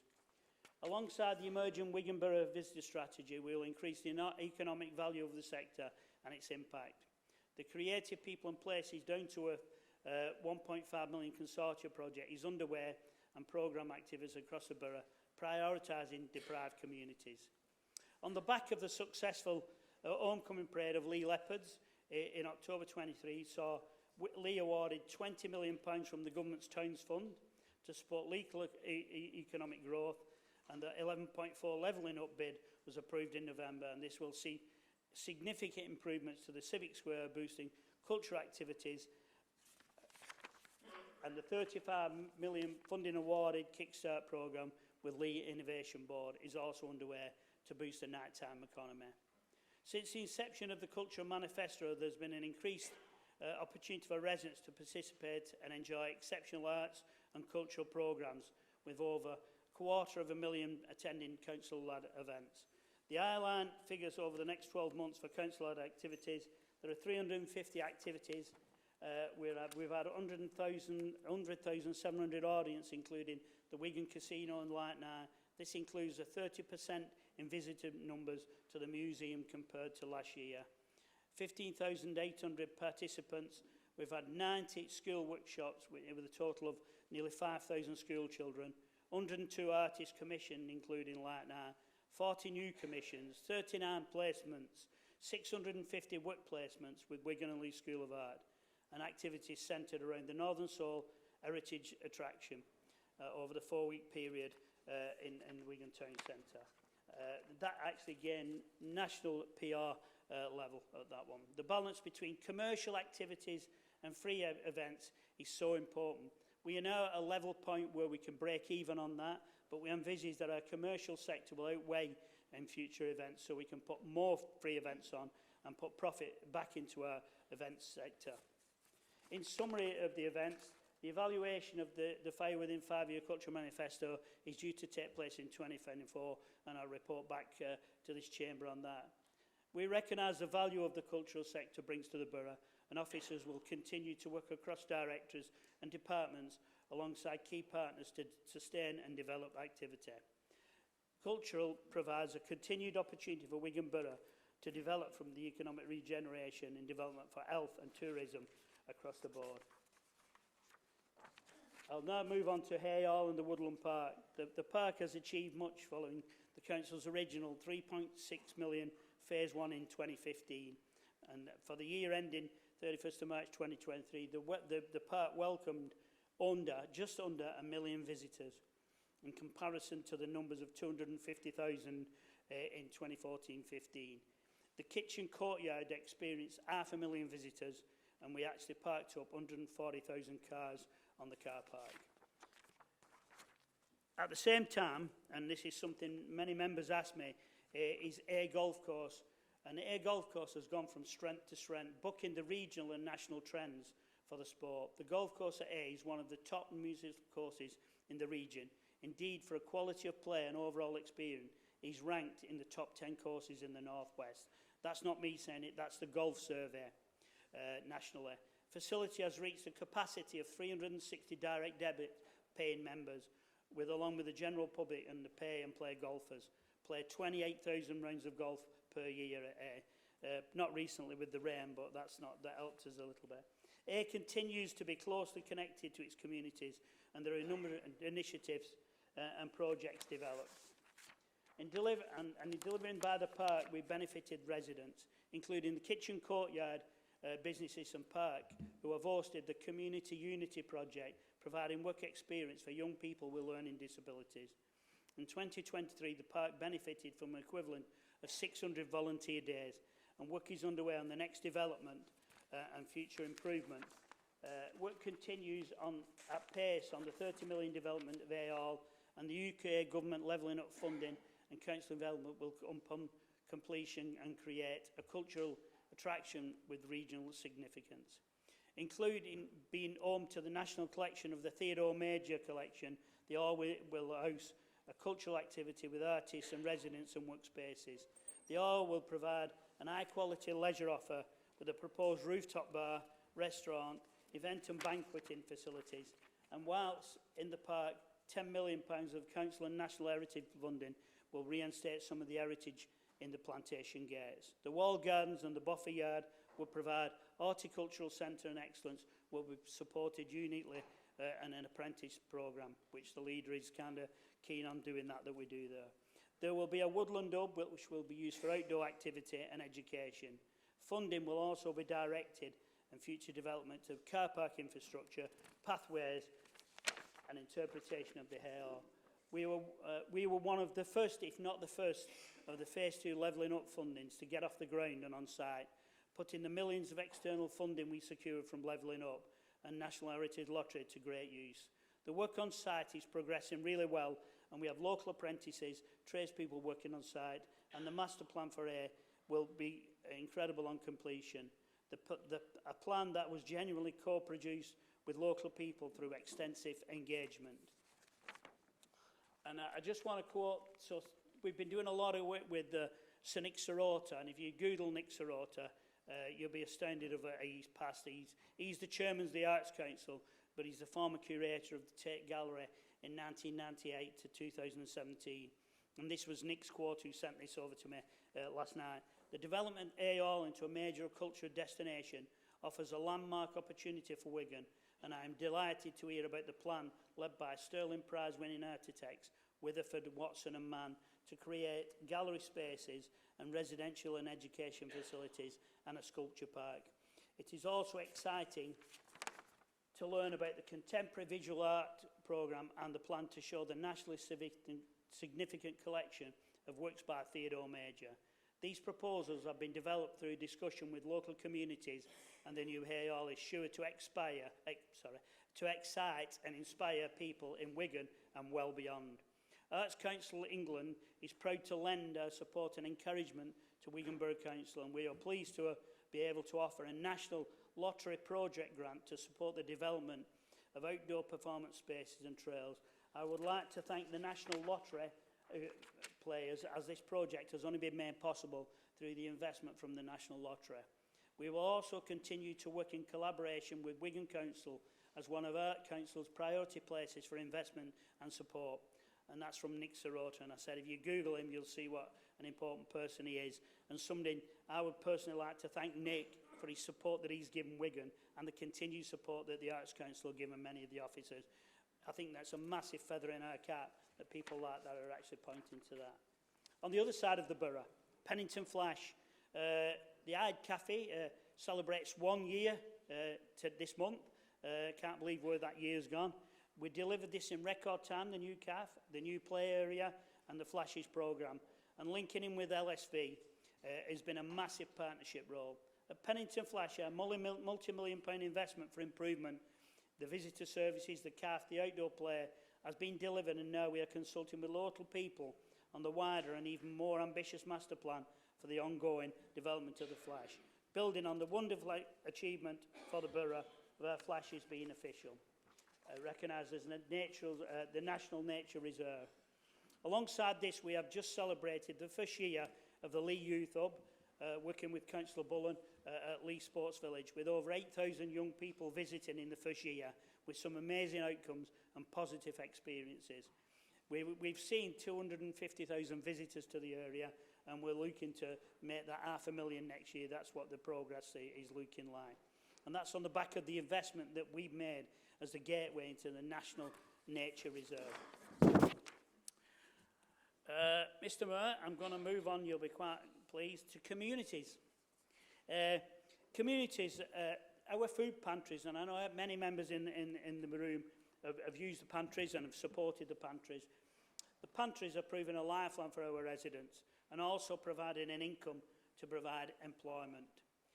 If you remember, going back a few years, this council supported pantries when many other councils were going down the food bank route. And we kind of said, this is something that we want to do. And I'll point out the reasons why we did want to do. And everybody in the country is following Wigan's lead on this. Some of our pantries are volunteer run, and some have paid staff. And what we say is, whatever works for the community, works for us. My personal opinion is that pantries break the stigma of residents being embarrassed of asking for help. And on a recent visit to one of our pantries, I met somebody who I knew who was queuing up at the pantry, actually because difficulty financially, but because they're paying for food. He was so happy to talk to me about it, and how good of a thing it was that he could buy food at a low discount price. If that had been a food bank, that guy would have turned his head away and not even looked at me. And that's the difference a pantry makes to a food bank. Pantries are open to anyone, so I would encourage anyone in this chamber, whether it be members or officers, to use the pantries, because the money that goes through the till saves food going to waste, but also puts money back into that community organisation. So don't be shy about going and using them. Use them, get a bargain yourself, and actually you'll put something back into society. One of the things that some people said to me, and the question may come up, what about if people can't afford to pay a pantry? Well, what we encourage, and it's been proven to be very, very successful, is if people are struggling, and we can see that, and we tell our establishments, support them, give them an hamper, monitor what's happening there. If they come back the next week, we want them to refer to Councillor Gamble's and the welfare team. We've done that successfully because that person or that family have got an underlying problem which we need to address. So not only we've given them a food parcel free that time, but actually we're supporting them in the long term. So to me, that's a win-win, and it does that. Just want to go over some, because as Susan said earlier, this is the budget, so we've probably got to go over some funding. And this year, we put nearly £700,000 into communities. And these are just a few of them what we've done. The Atherton Fund, which nearly £77,000. The Adults Fund, which was £118,000. Safer Streets was £150,000. Crowdfunder, and I would encourage anybody in this chamber to promote crowdfunding. We put £7,250 into crowdfunding organisations. They actually raise £36,000 for their organisations. That's communities supporting communities and doing that, and we need to encourage that. We also have a number of successful bids going through. I think at the moment we've got 88. We've just closed kind of that, and so we're going through those. Myself and Councillor Bullen will be going through those in the next couple of weeks. Supporting communities pending for March was the 88 I said. It's 35. That comes to £35,000. So that's another add-on to that one. External funding, what's been brought in, 1.2 million. So I actually questioned the key of 1.2 million. Where's that come from? National Lottery, Awards for All, Reaching Communities, Forever Manchester, Sport England, all them people delivering in our areas and people are applying for them. We have 3,000 residents groups in the borough. 3,000 residents and groups kept up to date on social media. We have 800 groups that we support. We have 35 groups who do the In Bloom. 29 of those presented at the In Bloom Awards. We have 19 pantries and 2 food banks supported through the Food Network. 55 warm spaces set up and supported by our communities team. 362 volunteers are registered on the Volunteer Hub, and over 2,000 volunteers are on our distribution list, and many more are on our radar. All members will have worked with our community capacity officers and know their passion and expertise and how much they put into our communities and support members and communities. The Communities Fund at Douglas Valley, and what I wanted to do today is something that some organisations always get missed out. Douglas Valley is one of those where it doesn't usually get a mention. So Douglas Valley, I want to thank the team and the board led by Councillor Walker, who's down there. Douglas Valley specialises in community centre management and community asset transfer. They work across the borough and provide independent specialist advice and support to organisations managing community building. We have 8 centres across the borough, and we aim to make them sustainable and high-quality buildings and offer a wide range of activities and services to meet our local needs. Those centres are Marsh Green, and it's a therapy centre as well, Bramble House Community Centre, Lawton Community Centre, Lee South Community Centre, Ince Community Centre, Clifton Street Community Centre, and Norley Hall Community Centre. And finally, Highfield Community Centre. One of the things that Councillor Walker and the team have been working on is defibrillators, and Douglas Valley have match funded the £750 grant from the Department of Health and Social Care and covered the cost of installation at the 3 accessible areas at Lawton, Lee South and Ince. DVC also have an environmental fund, and the purpose of the fund is to help reduce the cost of energy consumption, and we all know the cost to our organisations, what that's putting a burden on them across the borough with buildings. These are the IFO's Community Centre, where they've been out with their digital thermostat and room temperature sensors. Clifton Street with smart radiator thermostats. Marsh Green with LED sensors and lights. Sunshine House replacement LED exterior lights. Norley Hall LED lights, kitchen, toilet entrance. Ince Community Centre, 1,300 for the warm space. And children's toilet at 7,000 at the Ince Community Centre. Clifton Street, where it was a match funding, a toilet refurbishment, £10,000. And recarpet the Yellow Door Library, where I know members have done a lot of work in that area. Drain maintenance, 1,290. Sunshine House again, repair broken and uneven flags around the entrance, nearly £4,000. Lee Boxing Club, and I know many members in the chamber I've visited, have done a lot of work with this organisation. The survey for us to kind of get it up to speed cost £500+. I'm pleased to announce that DVC did put £40,000 into the roof replacement, which was a lifeline for all them young people in that area and made a massive difference. Bramble House, the drain repairs, just over £1,000. And Lee South, electrical testing and repairs, £2,500. And you may say, why am I talking about them? Because that is a lifeline for them organisations. If DVC didn't put that in and Councillor Walker leading on that, some of them organisations could actually go out of extinction because they wouldn't be meeting up with that. So it's a massive thanks to them. But one of the other things, and we have a big issue in Wigan, and not everything's plain sailing, is our community asset transfer buildings. And today we've got 178 sites, of which 83 are buildings. And we currently have a caseload of 44, when I say we, I mean the DVC, of open inquiries that they're working with. This is a really, really important area that we get the leases up to stay, we get the people doing that, and through Fred's team, they're working hard on that to do that for the council, and it's a really valuable job. So I want to thank the development company and communities for doing all that work, and thank you. Be well. In 2021, and people remember this, Shane, we took the difficult decision to bring leisure back in-house, and the impact the pandemic was having on leisure industry at that time. Protecting vital leisure services for our residents and protecting jobs are a key priority. I know it's something the Leader and Deputy Leader sat there, burned the midnight oil on when we was working through all this. We were one, if not the first, in the country to take a bold step, and a number are now following, and it's proved a great decision for our residents.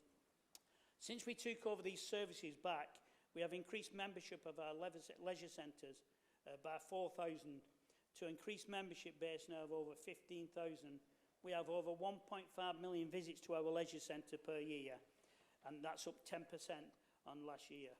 I know this is of great importance for members in the chamber. We know of 5,500 children learning to swim with the Be Well at any one time, and that's up by over 1,500 children and growing. The highest figure ever recorded in the borough. And we could say it's going swimmingly well, but you might actually laugh at my puns. And this growth means that new jobs have been created, as well as funding the move to ensure real living wage across all our leisure facilities. We have trained 60 new swim teachers this year through our Swim Teacher Trainee Recruitment Academy. And in partnership with Wigan Warriors, we have recruited 6 local people into high-quality employment roles with the Be Well through our Job Ready programme. Members will be aware that we are transforming our leisure offer into wellness offer, working with colleagues in adults and children's services and the NHS, with our professional clubs Wigan Warriors, Wigan Athletic and Lee Leopards, to make the best use of our leisure facilities and assets to improve the health of our population, particularly to reduce health inequalities. This year we have had 6,000 residents taking part in walking and cycling sessions, and we have loaned 115 bikes to local residents through our initiative Free Bike Library. We have delivered over 10,000 toothbrushes into our local primary schools. It's just a pity many of them residents can't even get a dentist. And in early years settings, we have had 25,000 participants in our outdoor programme at Scotsman's Flash and Air.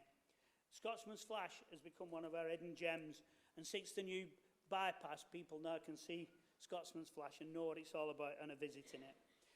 We are now increased to unbelievable numbers, and the asset for our young people and groups is unbelievable.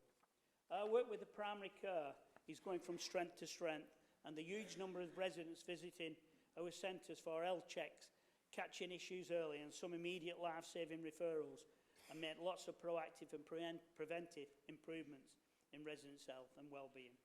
At Robin Park, we have reached out to over 5,000 patients in partnership with the Wigan Primary Care Federation, and enabled blood pressure checks to over 500 patients, as well as resulting in 41 patients on the watch list. From over 100 patients that attended one of our health checks, 4 patients were identified to be a hypertension crisis and 1 with arterial fibrillation. Essentially, 5 lives saved through the initiative that we've got in our leisure services. I will talk more on this topic a little bit later. All of this transformation work is great work of our Be Well teams, and is making financial sense too.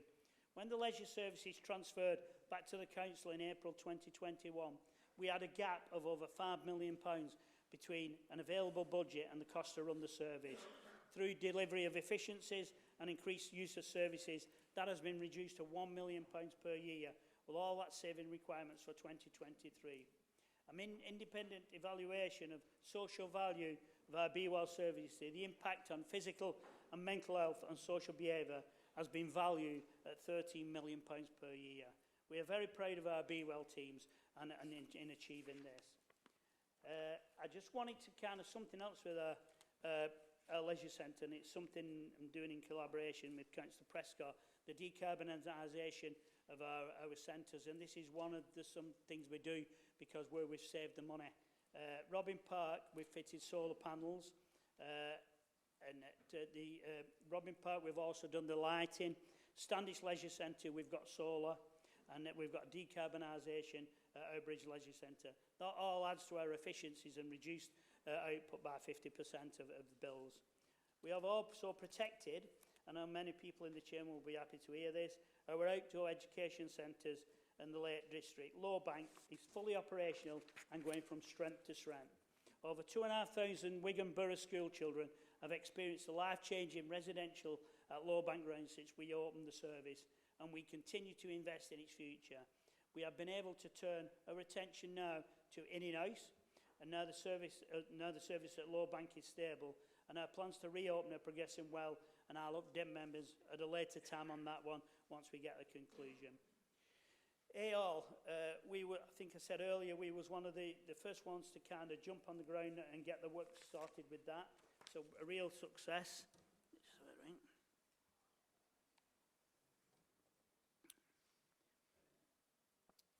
I've got to make mention of our sporting clubs.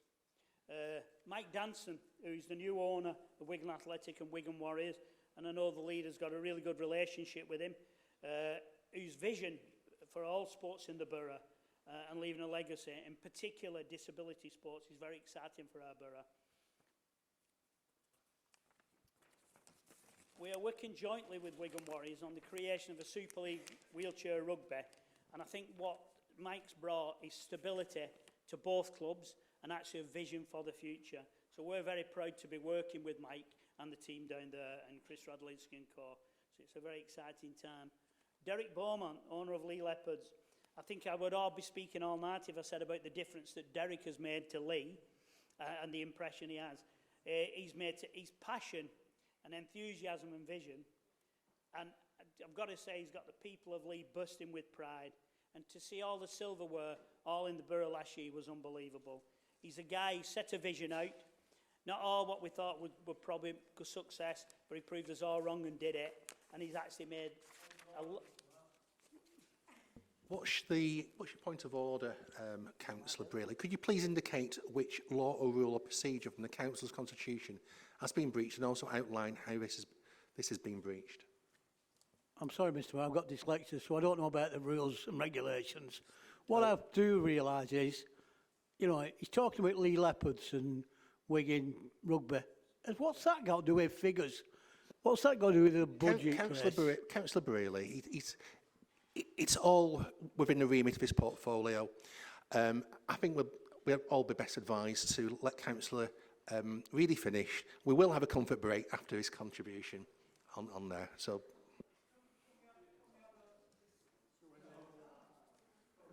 Councillor Brearley, let Councillor really finish. Can I just, in continuing, what those clubs bring to this borough financially is unbelievable, and actually they're sharing that with the council, and actually we're promoting stuff together. So it is part of the budget, Mr. Mayor, that the contribution that they make. I've got to make a special mention to the new chairman of Wigan Warriors, Chris Brooks, Professor Chris Brooks, who naturally background in health, he's been a surgeon, he was a club doctor, and his passion is unbelievable for health. And to quote Chris, we did some big PR with MEN with him, and he's so proud to be working with this council on the health initiatives. He cares about it, he's worked in it for 40 years, and he's going to be working with us, with the club, and with our Latics and Lee Leopards. It's going to spread across the borough, and then people can actually spread the word. So it's definitely something that we're going to... And Chris's real passion is on the inequalities on health and real health issues in our deprived communities. So I think that's really important. Health issues in our communities, you'll all know diabetes, heart disease and dietary. And the big issue, and we'll all get this, is engaging with the hard-to-reach groups. And how do we solve this? Well, probably answering Councillor Briley's issue is why is it important? Because health is very important, but also it's very financially. So it's key in engaging with those people. So if you look, everything these days is about a database. So the database of the council... Councillor Brearley. Oh, okay, come on, let's calm down and let's let him finish.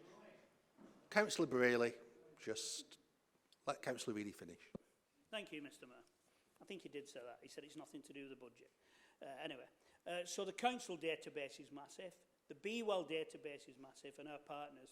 So you can imagine the database that the Warriors have got, Lee Leopards have got, and Wigan Athletic have got. If we could use that database to contact people, to give them an health check. So if Wigan Warriors or whoever are giving free tickets out, come for an health check before you get your ticket. That can ease the pressures on the NHS and do it over our centres. We've seen over last year people being rushed straight to hospital and in some instances having their lives changed. and signposted to other facilities that we have. It's a massive thanks if people ever go into Robin Park and meet the nurse down there, who actually checked my blood pressure and told me off when I hadn't gone back. Anyway, that's another story. But she's totally committed to what she's doing down there and making a massive difference. And I would encourage anybody, and that's Wigan Central and North PCN. The background to that one is it's recognised to come together for the future of the public sector and leisure in a pivotal deemed. And when I explain that one, really, because there's a bit of jargon there, the rooms that we have at Robin Park, which are vacant, we are now using for all different kind of health checks, which is massive for the people. In Wigan, we have a vision for our leisure centres, and it's focused on that sport and physical activity and well-being hub. And it will place our assets at the heart of our communities and transforming the traditional leisure facilities to community-focused wellness centres and offer a broader range to our audiences. Can I just say, and I've just mentioned the 4 rooms which are unused at Robin Park, and we're delivering those health events, and that's been held at these and attracting patients from all over, not going to the typical GP services itself. Can we please have quiet while Councillor Eady delivers his contribution? Councillor Jones, be quiet.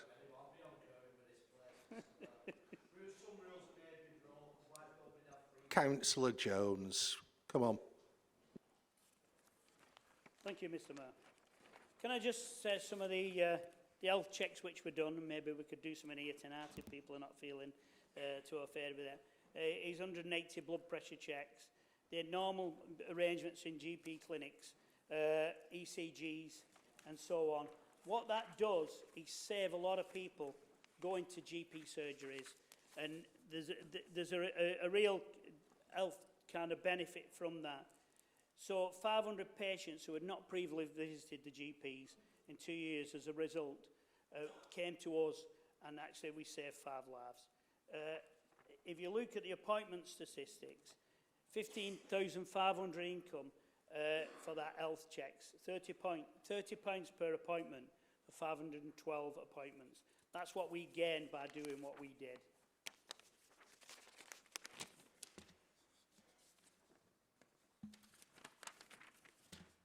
I think I've done the health bit to death now with you, so we'll do that one.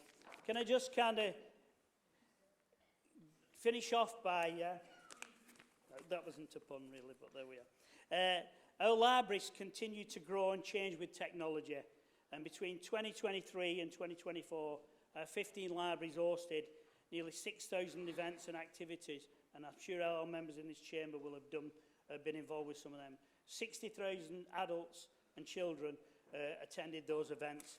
In the King's Coronation Festival at libraries like Ingley, Fun Days and Challenge and Frost, and Christmas book celebrations. We had 286,000 people who have attended our libraries between 2023 and 2024, and that's an increase of 48,000 on previous years. And that's testament to all our library staff and the way they're doing that. We had 167,000 books issued, nearly 65,000 e-books and magazines, and audio books borrowed through our borrow box. This year, Wigan Library have launched the Build a Business partnership with Greater Manchester Libraries, and Build a Business is aimed at small businesses, entrepreneurs and anyone thinking of starting their own business, offering a tailored help workshops to support them. Our enterprise officers provide support and expertise to help navigate the journey to building a successful business in the borough.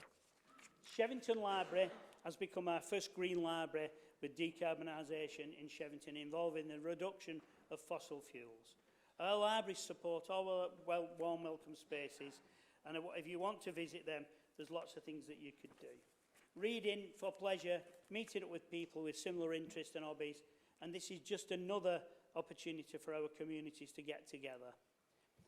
Community wealth building, I think you will all see what's been done through the borough with our contractors contributing to lots of the events that we do, and I know it's something the leader's keen on, and we're going to be progressing that, and I'm working with the deputy leader on the community wealth building. I'm going to mention, I've said before, we don't always get to give everybody a mention. I want to give our PR team a bit of a mention and the work that they do promoting what this council does on a weekly basis. Our award-winning PR team draws together professional communicators to support the work of more 700 council services. The team has expertise in communications, design, branding, marketing, filming and media relations. In November last year, the achievements were recognised by the annual Comms Awards, making it the Team of the Year. The team works on several campaigns designed to raise awareness of council services and support organisational objectives. Keep It Clean campaign launched last year in a growing environment, crime and cost. The campaign was co-created with residents, including litter picking groups, volunteers, and seen a 9% reduction in fly tipping, as Councillor Prescott said earlier. 19. Thank you. We have recruited 2,000 volunteers in the process and will be out in force later this month with the Great British Spring Clean. Here for you, cost of living campaign, which Councillor Gamble spoke about, and we've got £1 million as a privilege unclaimed welfare benefit. Over 500 residents through the data-led targeted approach. Care to join the campaign, developed in response to a national shortage of carers, has seen hundreds of applications each month, helping us to address the national recruitment issues and securing a workforce to care for our vulnerable adults. The team also organises events including the Star Ceremonies, where Keely Hodgkinson and the Lee Walk of Fame last year. England and Man United team player Errol Toon from Tilsley was all set to receive us this summer, and in June we will be hosting an All-Stars event in Lee and Wigan to mark the 50th anniversary of the Wigan Borough, as well as awarding Wigan and Lee Hospice with a star and Wigan Rotary in recognition of their anniversary. We have also got fantastic relationships with the Borough Rugby clubs and hosted a civic reception last month to congratulate on the fantastic season and wish them all the luck for 2024.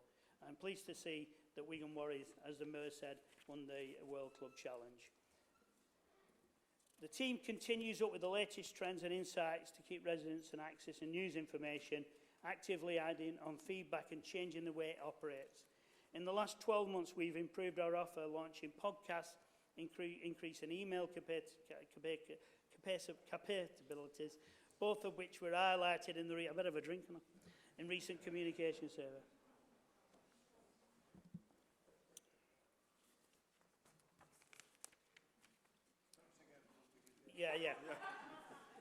I'll start again. As we move into 2024, the team will continue to support our community and voluntary organisations, while delivering the Council's most important priorities and helping to address some of the most difficult issues facing local government. Mr Mayor, we will continue to invest in our libraries, we'll continue to increase our health offer, but in this budget, as it's already been before, we are going to commit to £1 million to support our communities across the piece. Mr Mayor, I commend the budget to this chamber.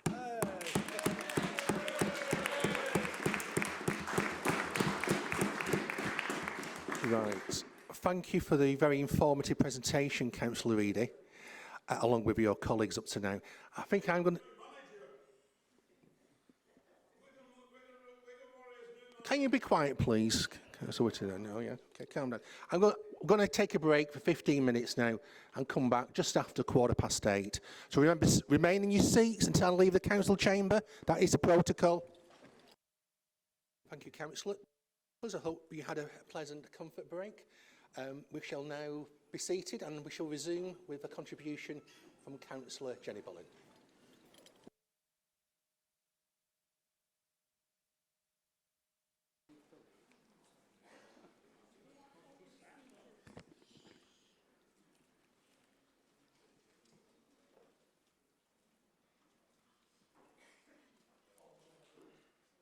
Councillor Walker, please just be quiet.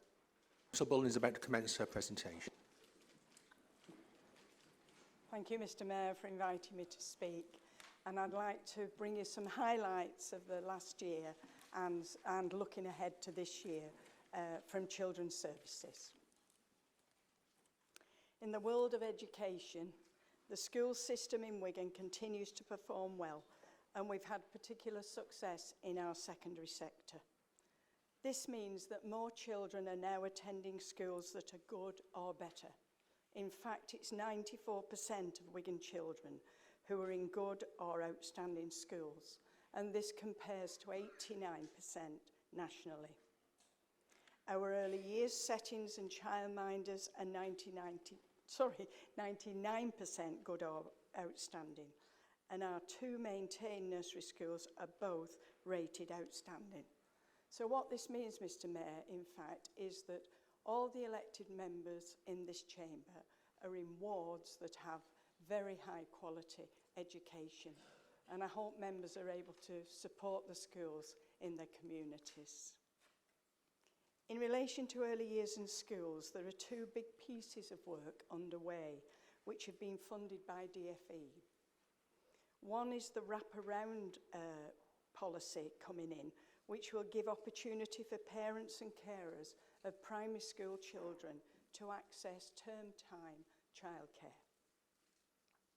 And the other initiative is the new early years entitlement, which will be giving free childcare for children under the age of 3. Wigan has received 1.7 million for these projects, and I'm pleased to say we're well on track to deliver. In September, we are launching the Lee, Atherton and Tyldesley zone, adopted from the West London zone model, which has seen real success. And I'm delighted to tell you, Mr. Mayor, that we are the only local authority securing this outside of London. And believe you me, there was very high competition. And what swung it for us in Wigan was that they liked our positive culture, and they felt that we have the capacity beyond our schools in the community and very strong partnerships that would be able to make a difference. The programme will focus on a range of current issues in our schools, including attendance, behaviour, reducing exclusions and reducing mental health referrals. 7 primary and secondary schools will take part in the Lee, Atherton and Tyldesley areas, with more joining from September 25. This will be really important and transforming work, as it brings in financial investment and also specialist workers into our schools. And I'm really pleased to be able to announce this today. Our Youth Cabinet and MYPs, who we're always glad to see there in their places in this chamber.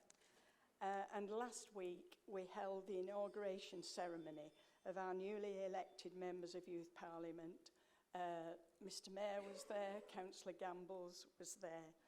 It is a truly democratic process which mirrors our elected members' system, with voting across all our schools and colleges. As always, we will be working in partnership throughout the year with these MYPs, our Youth Cabinet and other youth voice groups to shape our Children First strategic alliance and place our young people at the very heart of our decision making. I want to mention Lee Youth Hub, Mr. Mayor.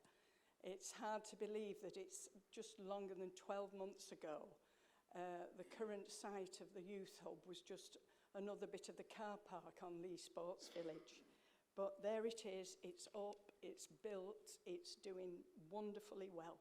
And they've just celebrated 1 year of opening. And what a terrific year they've had. Many hundreds of children engaged and supported in a very wide range of activities. And I know Councillor Reedy mentioned this as well. School leavers gaining training and job opportunities, new friendships forged and new skills learnt. A fabulous investment by this council. And moving on to children's social care workforce.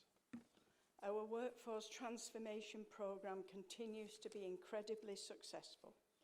We've developed a brilliant Grow Our Own programme for social worker recruitment, and we now have 4 academy teams mentoring our social workers. Staff tell us that they feel very well supported in their work. Our offer for social care staff here in Wigan is exceptional, and we are confidently growing our children's social care workforce with permanent staff. About our care leavers, Our Care Leavers Hub, which I reported on at the last meeting, has gone from strength to strength this year and provides the safe space care leavers told us they wanted, and a base for partners to work collaboratively with each other and with our care leavers. At this hub, we continue to offer targeted mental health support delivered by colleagues from Greater Manchester Mental Health. In addition, we now have our fabulous emotional health and wellbeing service. It's called Our Safe Space, a title that the young people chose. Our Safe Space supports our care leavers, and the offer includes psychological input for personal advisors at the hub, along with direct intervention to care leavers and group work, supporting young people who suffer from low mood and anxiety. The hub also offers drop-in sessions from a range of partners, and it has food, toiletry, cleaning supplies, bedding, laundry, facilities and the like, so that young people can have access to practical help, especially during the cost of living crisis. And recently, Mr. Mayor, we had a local government association peer review, and they focused on our service for care leavers. It's an independent review.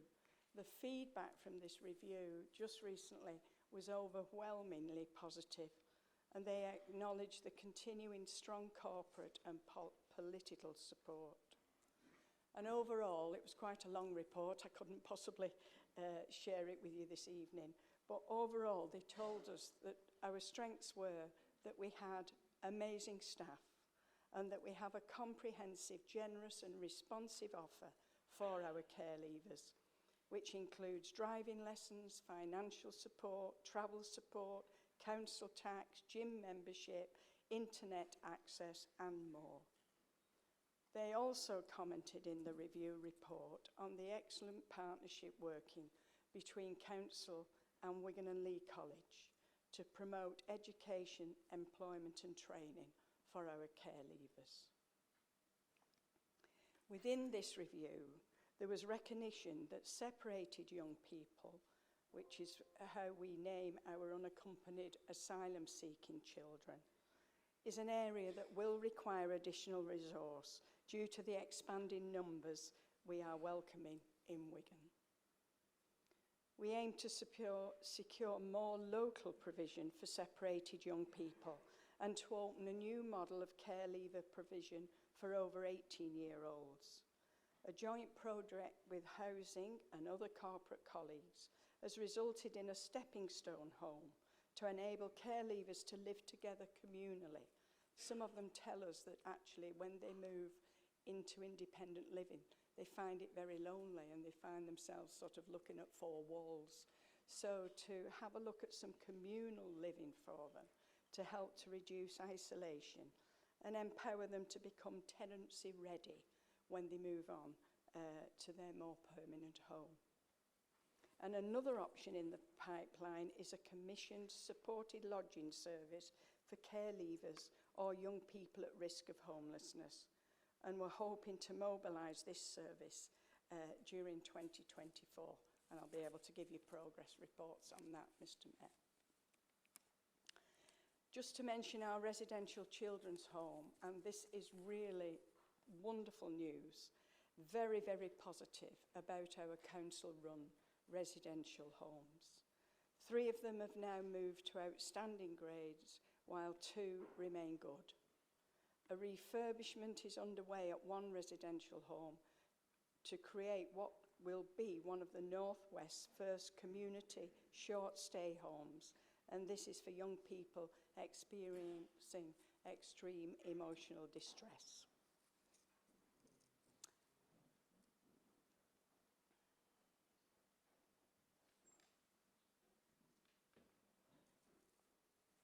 About our family hubs.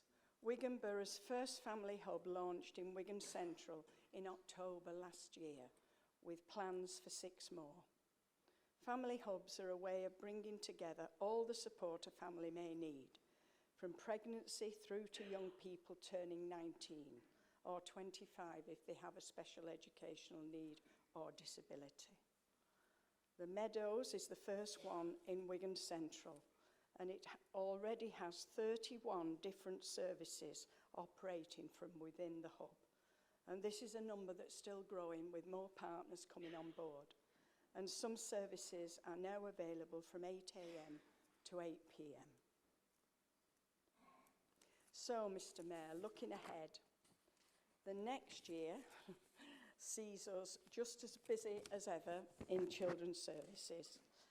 We do expect further regulatory inspections in Send and also another focus visit from Ofsted, which I'm sure we will all look forward to.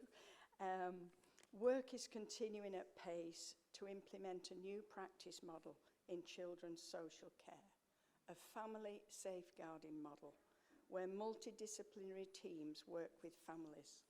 And we're very excited about this new model of practice because it will build on what we already do well in Wigan. It'll build on the strengths and the assets of our own people and communities. Mr. Mayor, you can be assured that Children's Services will continue the transformational work on early help and prevention, because we believe that this is the best way to support the children, young people and families who need our help, so that they can be safe, happy and healthy. And I must offer a huge thank you to all the many teams in our Children's Services Directorate. I mentioned that the peer review had acknowledged our staff, our amazing staff, and all I can say is that I very much support and second that comment. So a huge thank you to all our Children's Services Directorate. Thank you, Mr. Mayor.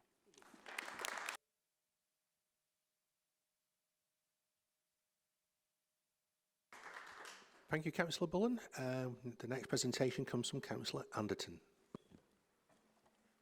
Thank you, Mr. Mayor, for allowing me to speak. And first of all, can I just put on record a thank you to everyone who's been involved in the Community Safety Partnership over the last 12 months and since its inception.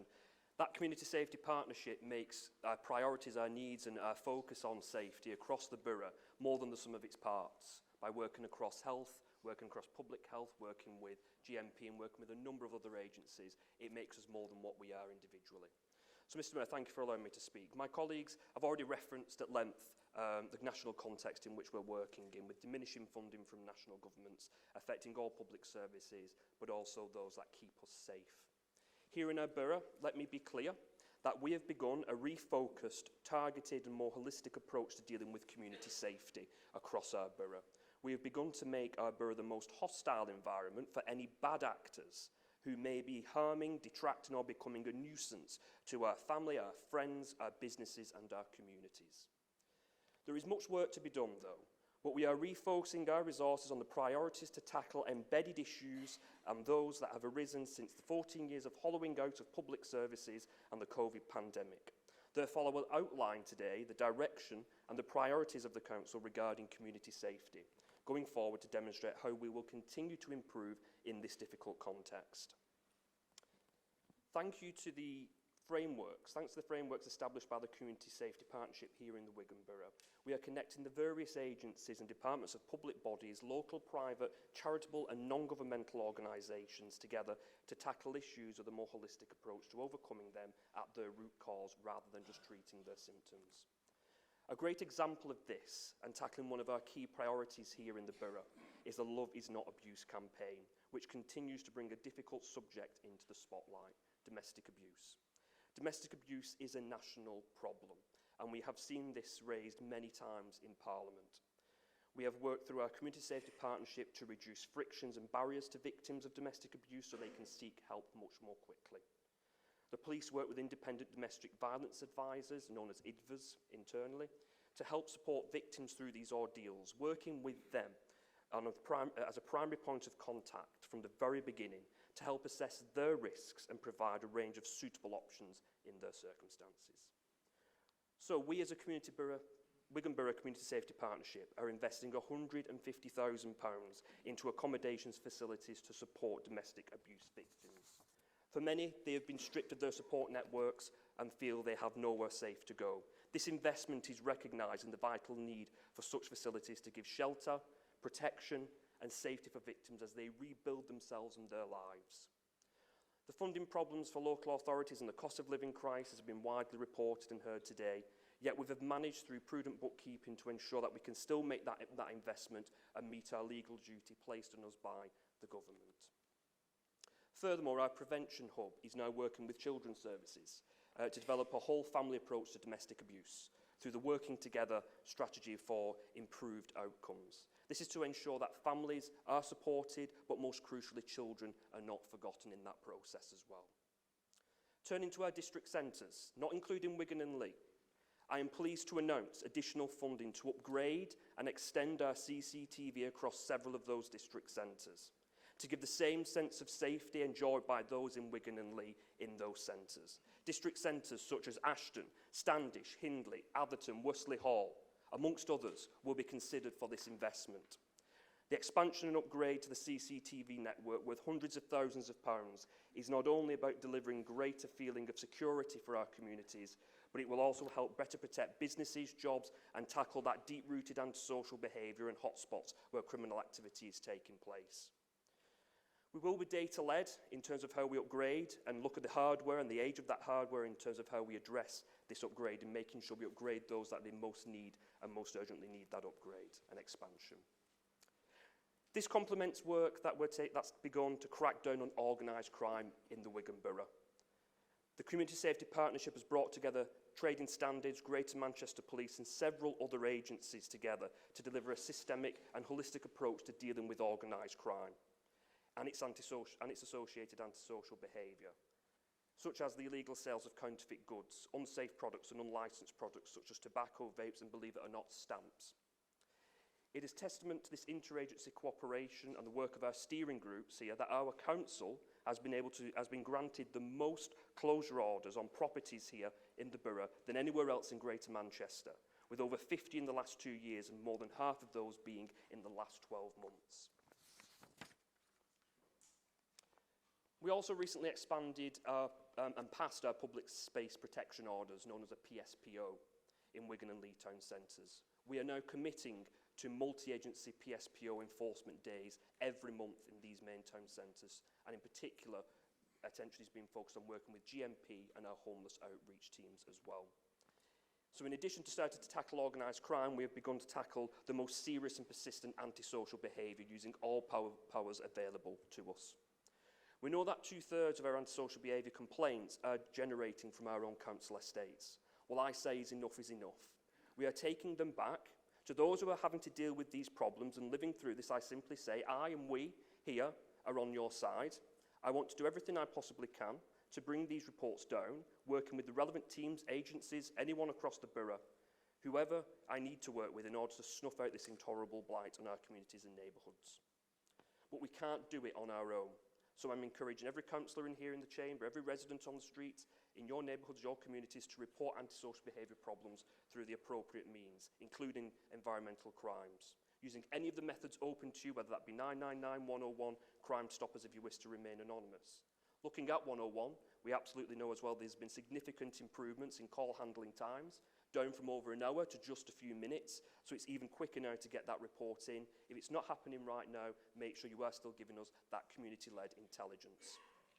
We can only target the issues if we know about them and where they are happening.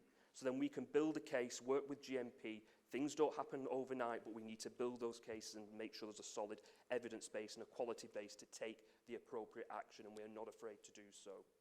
I said earlier that our borough, will become a very hostile environment to those committing these crimes and causing this blight on our communities and neighbourhoods. Therefore, we have begun taking and tackling this by enforcing more of our tenancy agreements where behaviour is persistently unacceptable due to antisocial behaviour and crime. In this last year alone, 18 tenants have lost their tenancies and 25 more are being investigated and taken through using our legal powers. We have 14,000 people on that waiting list wanting to be good neighbours. So we want those people in those communities so that they can contribute.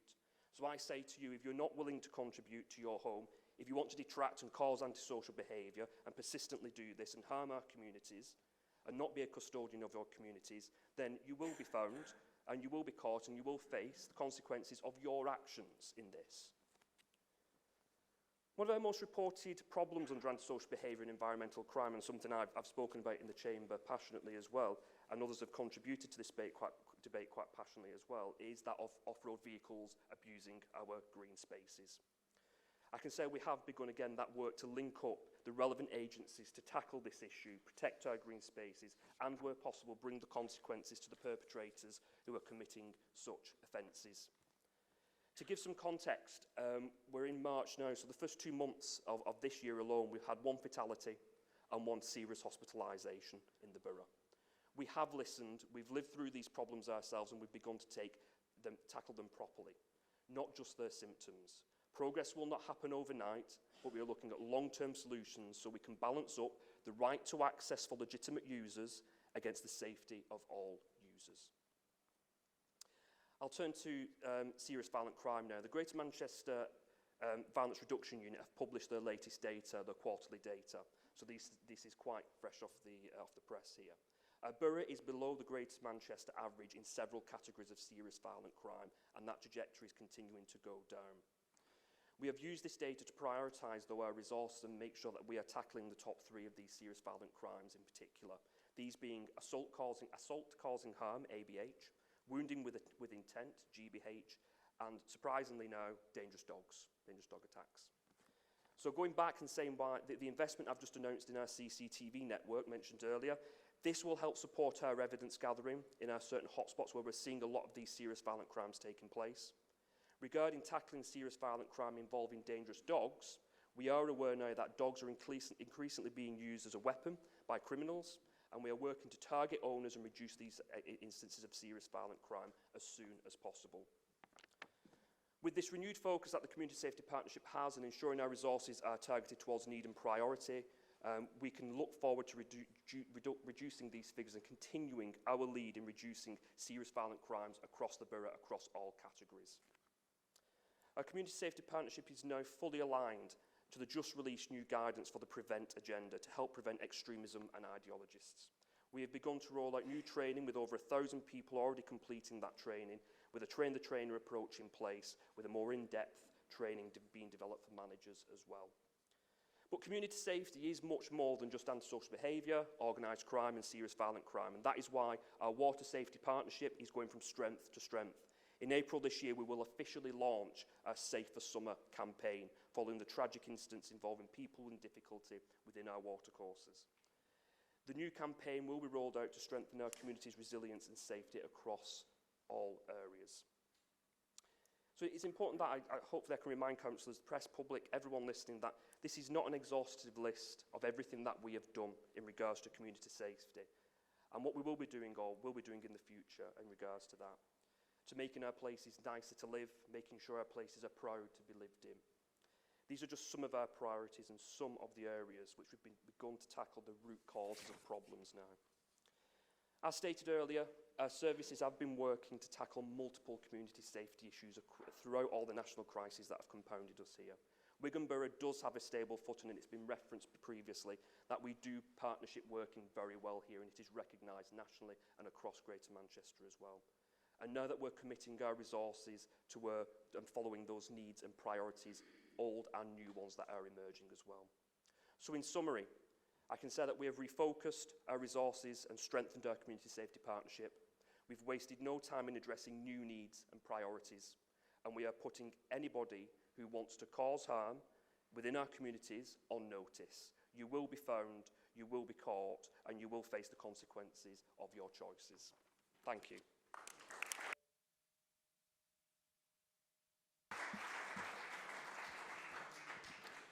Thank you, Councillor Anderton. Now we have the Deputy Leader, Councillor Keith Cunliffe, to give his presentation. Okay, thank you, Mr. Mayor. Listening to all my Cabinet colleagues' presentations tonight, outlining the great work we've done here, I think I've trained them well. I'll try and be brief, if I can, tonight. Teach them some brevity. Councillor Raymond outlined the financial situation. And strictly speaking, in terms of adult social care, the financial settlement, the financial situation is crucially important. Because back many years ago, 12, 13 years ago, 50% of our budget was spent on adults and children's social care. That's now up to nearly 2/3. 2/3 of all the money that this council spends is on social care, adults or children. And adults make up about 40% of the budget of this council. So clearly the financial challenges we face significantly impact on adult social care in this borough. And I just think back to 2019, when Boris Johnson stood on the steps at Downing Street there in the front of the thing, where he was telling us that he had a plan to solve the problem of social care in this country. I think it was oven ready, if I remember correctly. It was an oven ready plan. Boris failed to deliver it. The next Prime Minister failed to deliver it. And the current Prime Minister fails to deliver it. So in fact, we've had 3 Prime Ministers since that oven ready plan was announced. Nothing. In fact, if anything, it's even worse.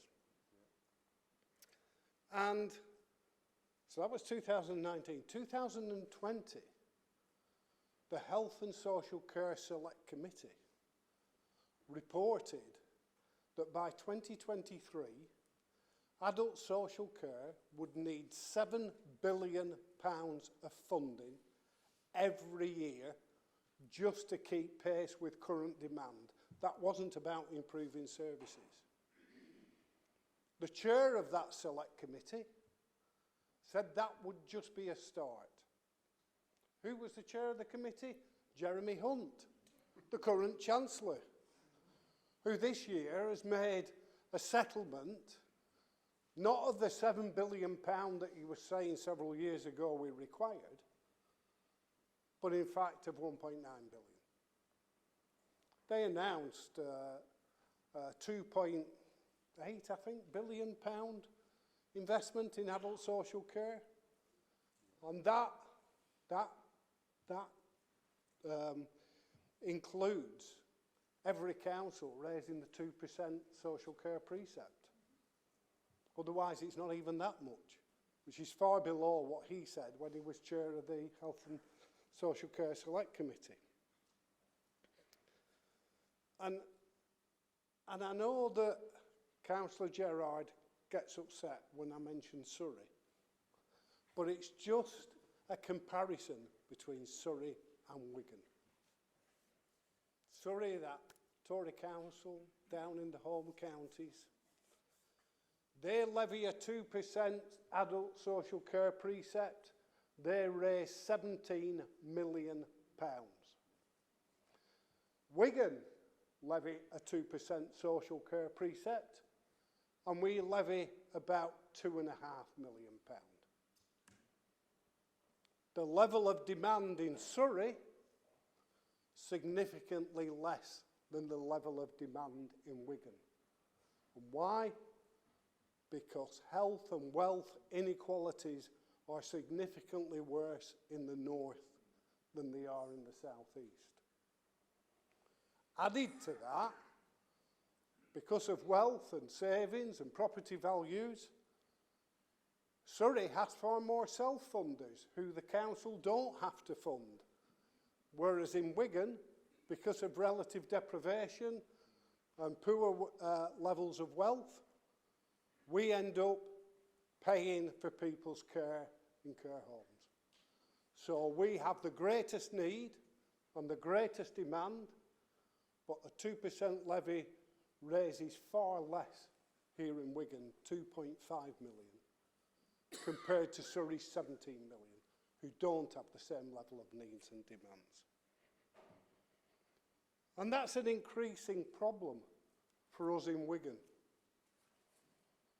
By 2040, which is now only 16 years away, the number of people aged 65 plus in this borough will increase by 40%. The number of 85 plus year old people in this borough will increase by 66%.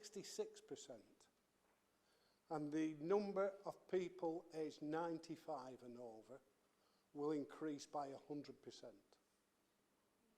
We have the fastest ageing population in Greater Manchester. And of course, with an ageing population, healthy life expectancy in this borough is about 61 years old. So with that increase in older people, we have people who are not having healthy life, who have several long-term conditions, create demand for services that we have to provide from this reducing amount of money that we have available. And so what we've achieved, so there's a basic unfairness in the allocation of finance. And whilst I'm talking about money and talking about other authorities, it's just the unfairness that applies because, of course, Wigan, the majority of houses in Wigan are Band A or B in terms of council tax, whereas that's not the case in the South East and counties there. So that is a real difficulty for us. But since austerity in 2011-12, we've managed significantly well through transformation of adult social care, through investment in prevention and early intervention. To the extent that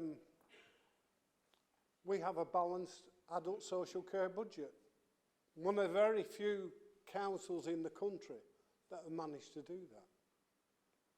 In fact, 4 in every 5 councils in the northwest are already overspending this year and are going to be in significant difficulty in the next year. And we see in the national press quite frequently stories about the problems with adult social care and the crisis that it's creating. And so what we've done in Wigan in managing to, despite that financial challenge we face, despite the unfairness we face, by the transformation of services, adopting an asset-based approach, connecting people with communities, doing things differently, we've had significant success in 1, retaining a balanced budget, but 2, providing better lives at less cost for people. And so we look at things that are happening here. Over 2,200, 2,300 of our residents live in care homes. What we've been able to do is put £2 million over the last few years into an innovation fund for care homes around improving quality.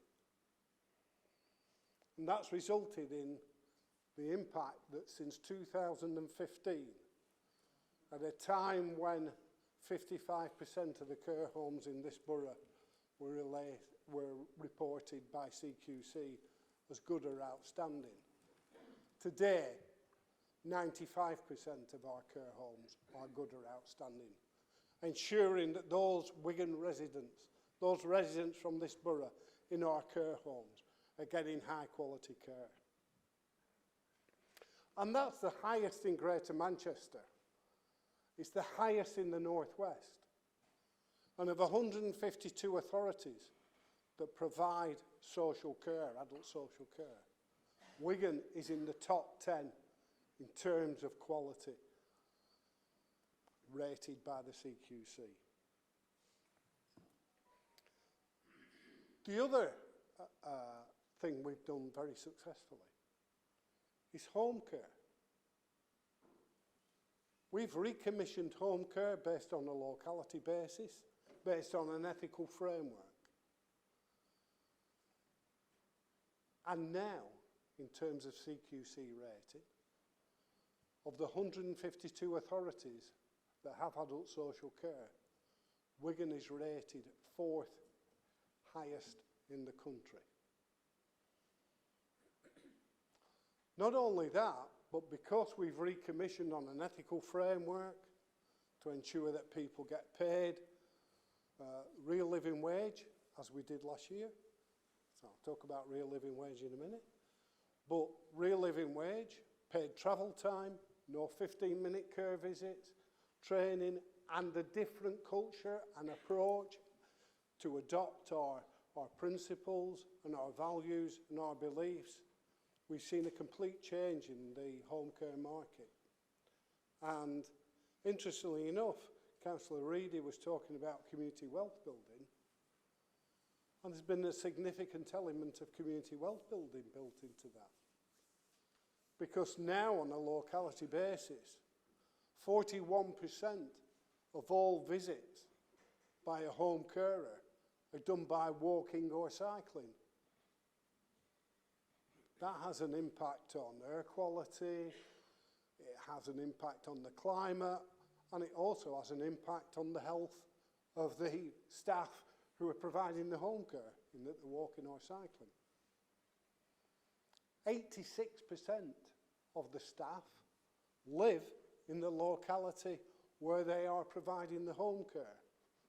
So the opportunity to connect people with community and for people to be known to them and for people to have an idea of what's going on in the community is really important. And one really interesting fact is that over 50% of the staff working in home care are under 30 years old. Now, at a time when there are difficulties in the recruitment of health and social care staff, where there are 150,000 vacancies in social care and something similar, 150,000 vacancies in NHS care, the opportunity to attract young people into that is really important. And it's not usual by any stretch of the imagination. And so there are benefits that are showing from the way that home care has been recommissioned and the fact that we are the 4th highest quality of the 152 authorities in this country. A lot of things we've done around early intervention and prevention is to enable people to remain independent, to be able to maintain the skills and live independently as much as possible. 2008-9, we had 5 staff working in reablement. We now have nearly 120 staff working in reablement. Does it pay benefits? They're managing to provide services for people with very complex needs now. But interestingly enough, the success rate in reablement is 86% of people who have reablement services have no ongoing need for any adult social care support. So that is adding, one, to the better life for the individuals concerned, but a healthier life, and enables them to maintain their independence and be as independent as possible. But part of that is around, and I know at the last council meeting we were being told about social housing, and Councillor Gamble's talked about social housing. And bearing in mind the age profile of the borough and the rapidly ageing population, for some time I've been advocating that we need to provide adequate housing for people with a disability and for older people. And I'm fairly sure that over the last few years, the programme we've had for building new social housing for people with a disability, people with a learning disability, people with autism and extra care housing for older people is probably the most ambitious and successful of any authority in the country. And when I look back and I think about it, since 2018, we have more than doubled the number of supported housing and housing with extra care in the borough. And I look back to the early days of when we closed the Pines and refurb Upper Dickinson Street into supported accommodation, then followed Tanfield, then on the site of the Pines we did Mayfield House, Hindle Lodge in Hindley, Marigold Lodge in Goulburn, Meadowvale, and this last month, Eastdale in Inns.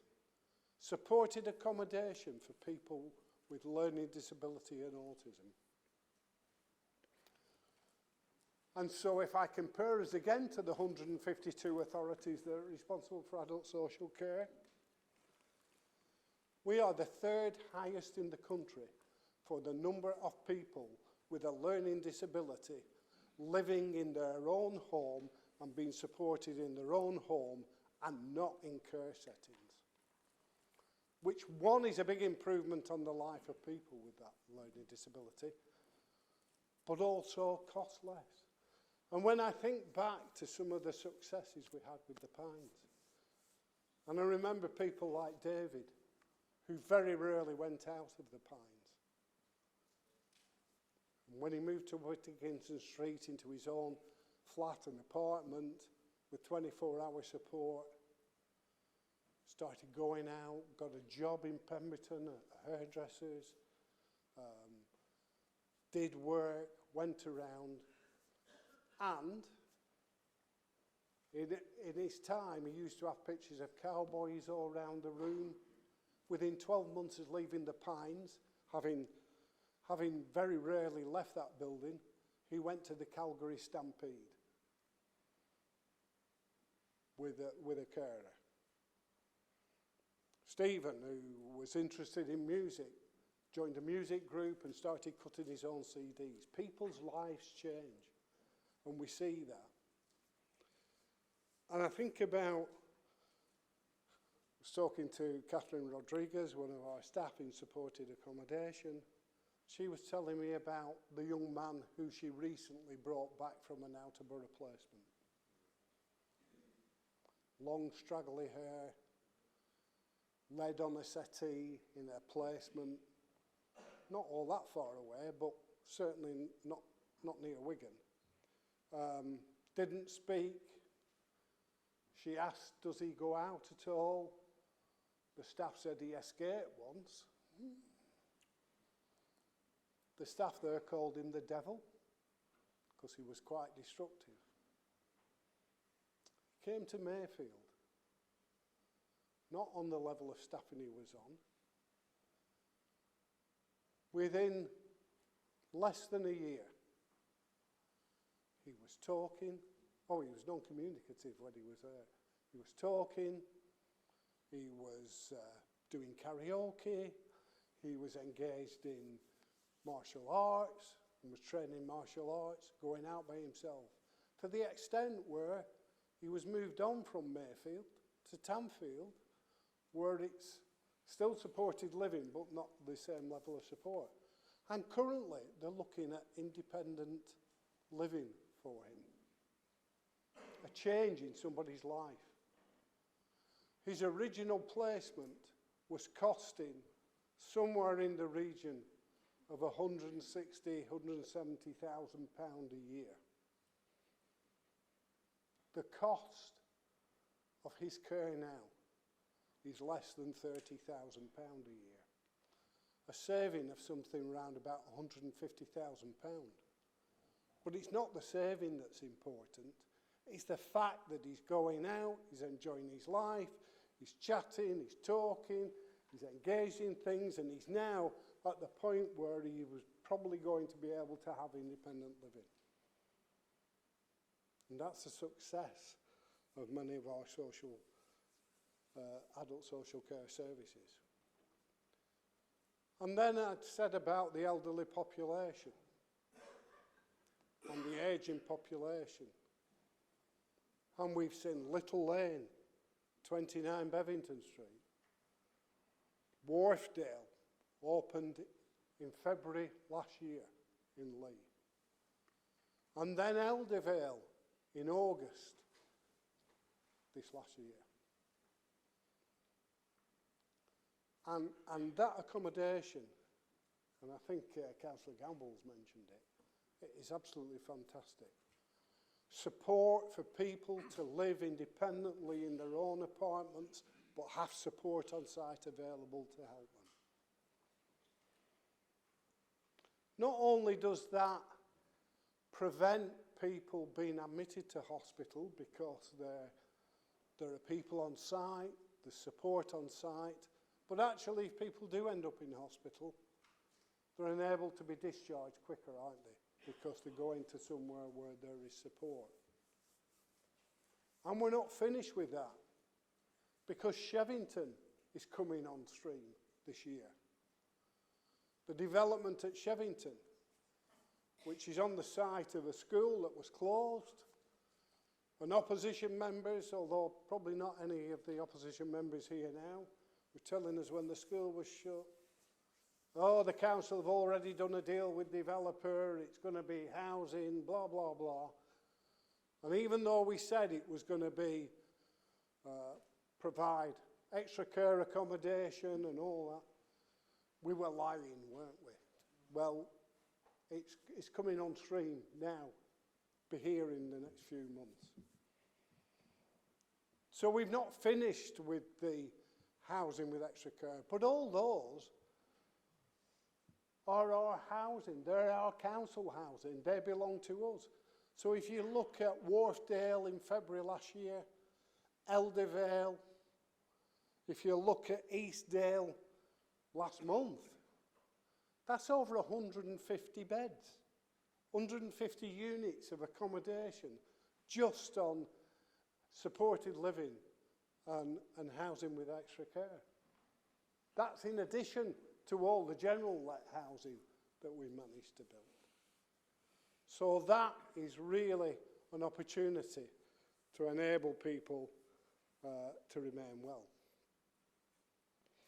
And last year, I think one of our major announcements was the fact that we would pay real living wage to all care workers working in adult social care.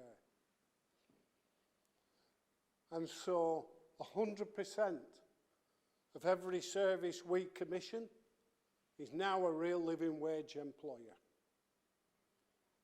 We made arrangements for those people who get direct payments to pay the real living wage to their personal assistants. And, much to Councillor Watson's discussed, I said we will make available to those care homes that were prepared to become real living wage employers an uplift in their funding to ensure that this happens.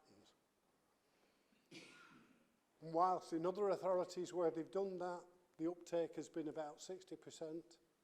Here in Wigan, 80% of care homes have taken up. So 80% of the care homes are real living wage employers. And of the other 20% that aren't, I don't know whether they were already real living wage employers anyway. So nearly every adult social care worker in this borough is getting real living wage. Of course, that impacts on us, didn't it? It costs us about £10 million a year to do that. But what it's done is had a great impact on recruitment and retention in the health and care sector in this borough. And when I think about staff turnover, because obviously when people are unhappy in their job or don't feel they're getting paid, and we've all heard stories of people moving out to social care because they can go and work in a supermarket and earn more money.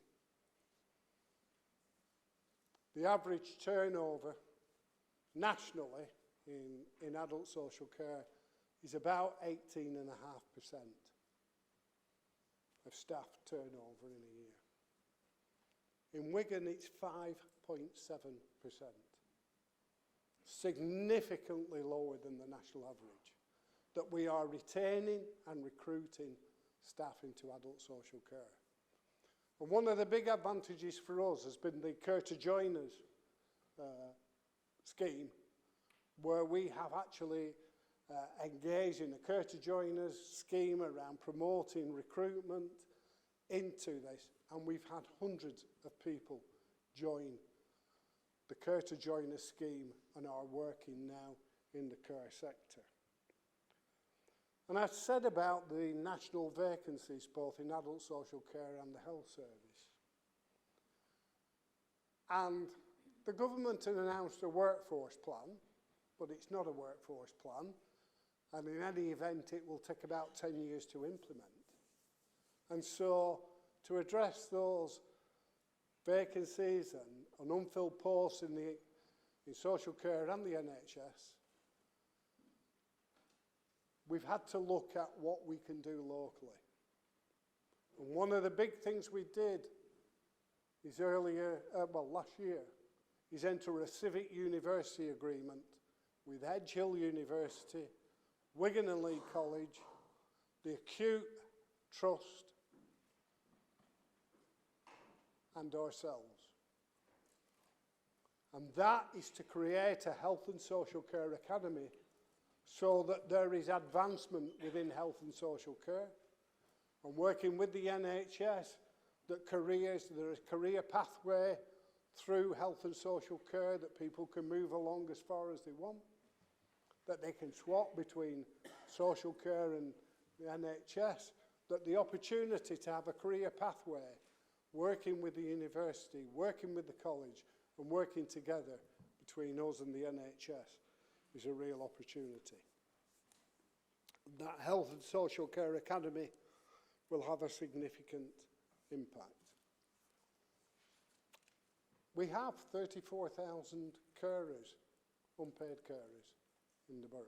People looking after a loved one, son, daughter, mum, dad.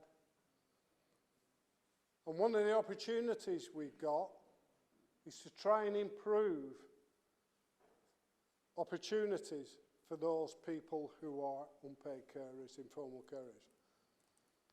Unpaid carers, but primarily looking after a loved one.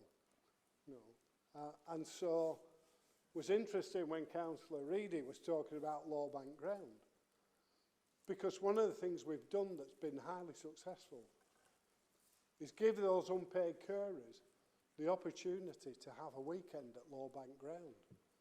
And a number of unpaid carers have had a real enjoyable weekend, meeting colleagues who are in the same position as them, but actually having a break from the caring responsibility. And the feedback from them is how much they enjoyed it, how much they got relief, a break from the caring responsibilities, but met other people who were their peers and they could share that with. And that's been a real opportunity. And that's just one of the many things we're doing. I mentioned at a previous council meeting, moved a motion about the hospice, because I think this is a real concern for us. Changes in the NHS have resulted in the abolition of the clinical commissioning group, who were Wigan-based. Wigan Clinical Commissioning Group, Wigan Council worked together, and that's moved to the Greater Manchester Integrated Care Board. And I must admit, I have some serious concerns about that. I think the change at a time when we're recovering from COVID, when demands on the NHS are so high, when elective surgery waiting lists are increasing significantly, I just think it was a bad time to have a major restructure of the NHS. And if you remember when I spoke about the hospice, which was 40 years old this last year, only gets 1/3 of its funding from the NHS. 2/3 of its funding comes from voluntary services, and there are 14 beds there.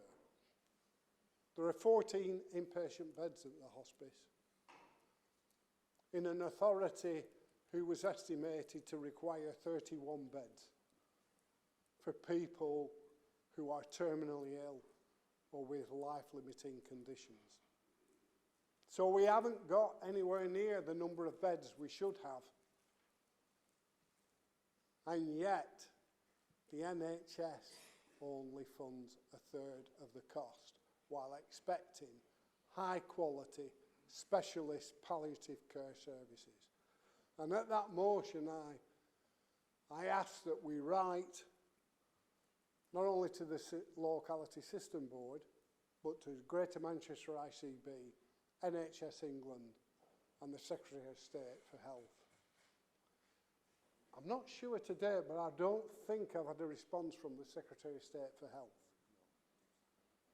I've had a response from NHS England, which says, we make money for hospice funding available to integrated care boards. The integrated care board says, well, we've got financial difficulties ourselves, but we're looking to see what we can do. And I think we'll end up with a short-term solution. But actually, we need a long-term solution. And it really is important. The hospice over 40 years has helped many people through a very difficult and traumatic time, and given people the specialist palliative care they require. And the crazy thing is, for the NHS not to fund that properly is, that if they're not funding beds in the hospice, then those people who are terminally ill with life-limiting conditions are where? They're probably in Wigan Infirmary. When there's pressure on beds for elective surgery and all that, there are people terminally ill. And on a busy medical ward, do you think they are getting the specialist palliative care that they require? When funding and staffing in the NHS means that nursing staff and clinical staff are highly pressured and running round. So it's a false economy for the NHS not to fund the hospice, because it will be cheaper to fund the hospice than to have the demand on the acute hospital.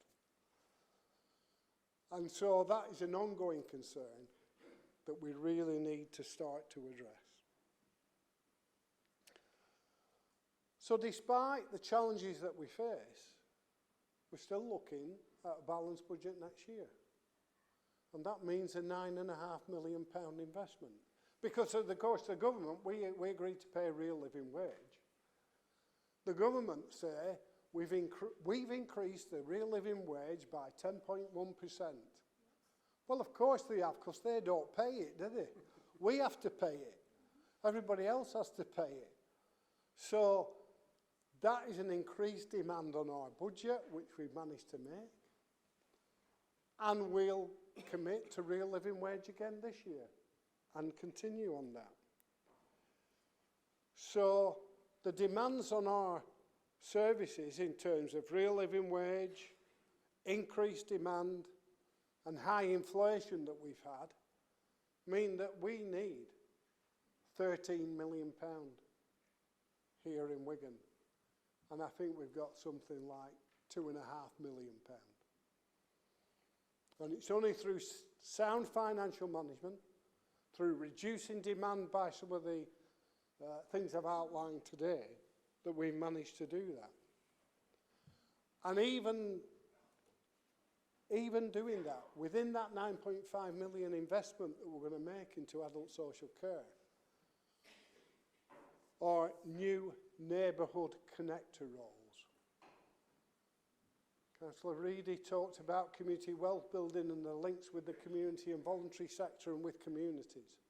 And there are opportunities for us to work very closely with the community and voluntary sector. And what the community and voluntary sector don't want is 1 year funding or short-term funding. So the opportunity to work closely with the community and voluntary sector around sustainable long-term funding to produce better outcomes in communities for people is a real opportunity. And so that investment will be an invest to save opportunity. Having said all that, we have managed to produce better lives at less cost. And people talk about it's better to prevent and intervene early than it is to deal with the illness and the disease that creates it. And that's why, since 2012, we've invested 300% more in prevention and early intervention services than we did in 2011. And this year, in this budget, we'll be putting in another £400,000 to early intervention and prevention. And some of that will be around the development of assistive technology and digital technology to allow people to live independently. And so I just think that there's no surprise to me that people from all over the country have come here and said, how can you run such good adult social care services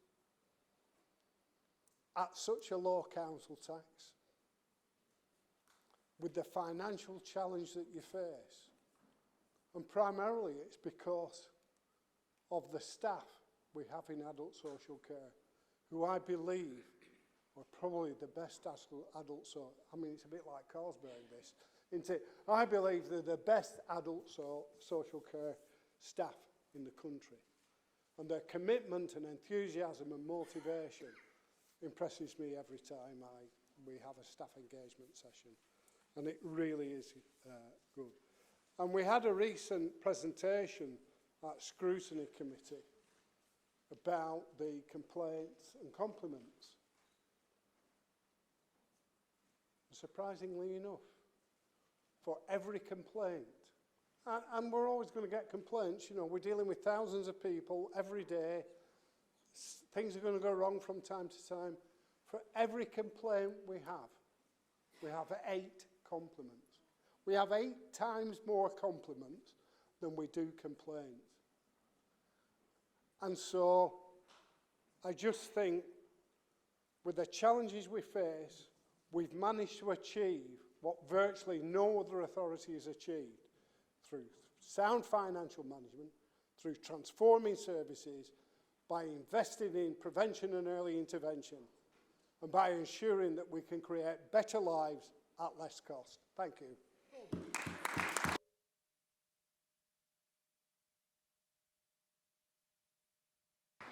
Okay, thank you, Councillor Cunliffe. Are these recommendations seconded? Happy to second, Mr. Mayor. Councillor Raymond, would you like to speak now or reserve your right to speak until later in the debate? I would reserve my right to speak later. Okay, thank you. Now I invite the 2 leaders of the main opposition groups to speak on the budget, should they wish to do so. Councillor Watson and Councillor Jones. You now have the opportunity to speak on the budget, should you wish, before we move on to the amendments. Councillor Watson, do you wish to speak on the budget? Yes, I do, Mr. Mayor. Thank you, Mr. Mayor, for allowing me to speak. I actually thought we were at a revenue and capital budget framework and council tax setting meeting, so I'll try to stick to that tonight. First of all, I'd like to begin by thanking Tony Clark and his team for delivering a well-balanced budget in very difficult circumstances. And it's also very reassuring to know that we've got some healthy reserves at £135 million. However, I'd like to raise some concerns and observations from within the budget report. First of all, regarding the council tax increase of 4.99%. We've currently built 1,400 additional houses in the past year, which generates an additional council tax income of £2.1 million at the current levels, and we're continuing to build another 1,000 houses in the foreseeable future per year. Now, from the report, it states that the increase in tax base emphasises the importance of house building within the borough. as the additional council tax generated is essential if the council is to become self-sufficient in the longer term. Now, I found this quote quite alarming, as it suggests that council tax generated from the building of new houses, is an essential component in the council's financial long-term planning, and that we are not actually self-sufficient without it. Furthermore, the income generated from the council tax from new builds seems to take precedence over preserving our green belt, as has been used recently to justify exceptional circumstances. In 2018, Band D council tax was at £1,474. In 2024, Band D is planned to increase to £1,922. Now, this is an increase of £448 over that same period. So, are our residents getting a better service than in 2018 to reflect this increase? I would unequivocally say no. Only yesterday, I met with residents at Meal House Court in Atherton, and all of those in attendance stated that they were dissatisfied with the delivery of local services and quite angry about it too. If our residents are expected to pay more, then this council is expected to deliver the best quality for basic services. From the Treasury Management and Capital Programme, I have concerns regarding our debt and predicted debt in the foreseeable future. I am concerned that this council are planning to accumulate a further £111 million worth of debt in the next 3 years. Current debt stands at £401 million and is expected to rise to £512 million in the years 2026-2027. This is a 27% increase in debt to the taxpayer. This raises many questions about the long-term sustainability and viability of this council. Or do it end up like Birmingham Council, with a local taxpayers footing the bill for poor decisions? I should certainly hope not. Furthermore, we do not want to end up in a situation similar to the housing revenue account, where the annual repayments of interest and debt will restrict the delivery of essential services. Then again, I'm sure that this will be classed as control debt, and as we're well within the authorised and proposed debt limits within this period, which is set at £661 million. So this is what we're voting on today in this chamber. We want to increase our debt limit to £661 million. However, I must also raise my concerns regarding the operation boundary limit, which is also planned to be increased. Our current operational boundary limit for borrowing is at £424 million, and our current debt, as previously mentioned, is £401 million. However, this is set to be raised to £629 million within the next 3 years. This will allow the council to increase borrowing by 48% and allow the council to borrow to an additional £228 million, adding to the current £401 million worth of debt. Furthermore, this is a whopping £117 million more than what has been forecasted in predicted borrowing. So, why would we need an extra £117 million by having such an increase in our operational borrowing limits? Makes one wonder what projects are planned for the future and why we need such a high level of borrowing. Could this cover the aspiring cost of the galleries, especially as the Chinese Communist state-owned Beijing Construction Group have recently left the project? Maybe. Now, my concerns are mainly regarding the temptation to borrow to the proposed operational boundary limits, which are set out in this budget report. And I fundamentally believe this will have a detrimental impact on our financial sustainability on this council in the years to come. Thank you, Mr. Mayor. Thank you, Councillor Watson. It's Councillor Jones now.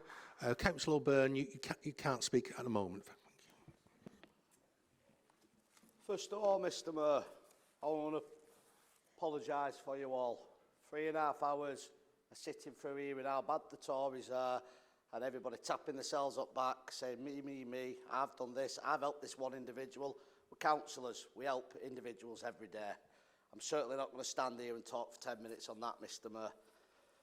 Now, I'm also going to be very honest. The leader knows many times that I support his budget. And believe it or not, I wish I could do today, Mr. Mayor. However, you've all heard me, meeting after meeting, ask you respectfully, outright, are we borrowing money for the town centre development? Do we still have an investor? At first, they refused to answer. Then I got a thumbs up. It's okay, Steve. Many of you laugh at me. Well, here we are today. £36 million we're borrowing and being asked to vote on today to the town centre development. Now, why is that wrong?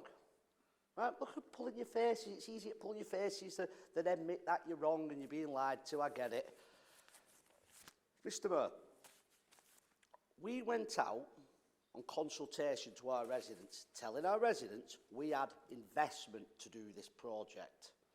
I know this cabinet have not lied, but somebody lied to them when they told them they had investment, because, Mr. Mayor, you don't have investment by somebody saying, we might put money in. Where's the signed contract? Where was the money handed over?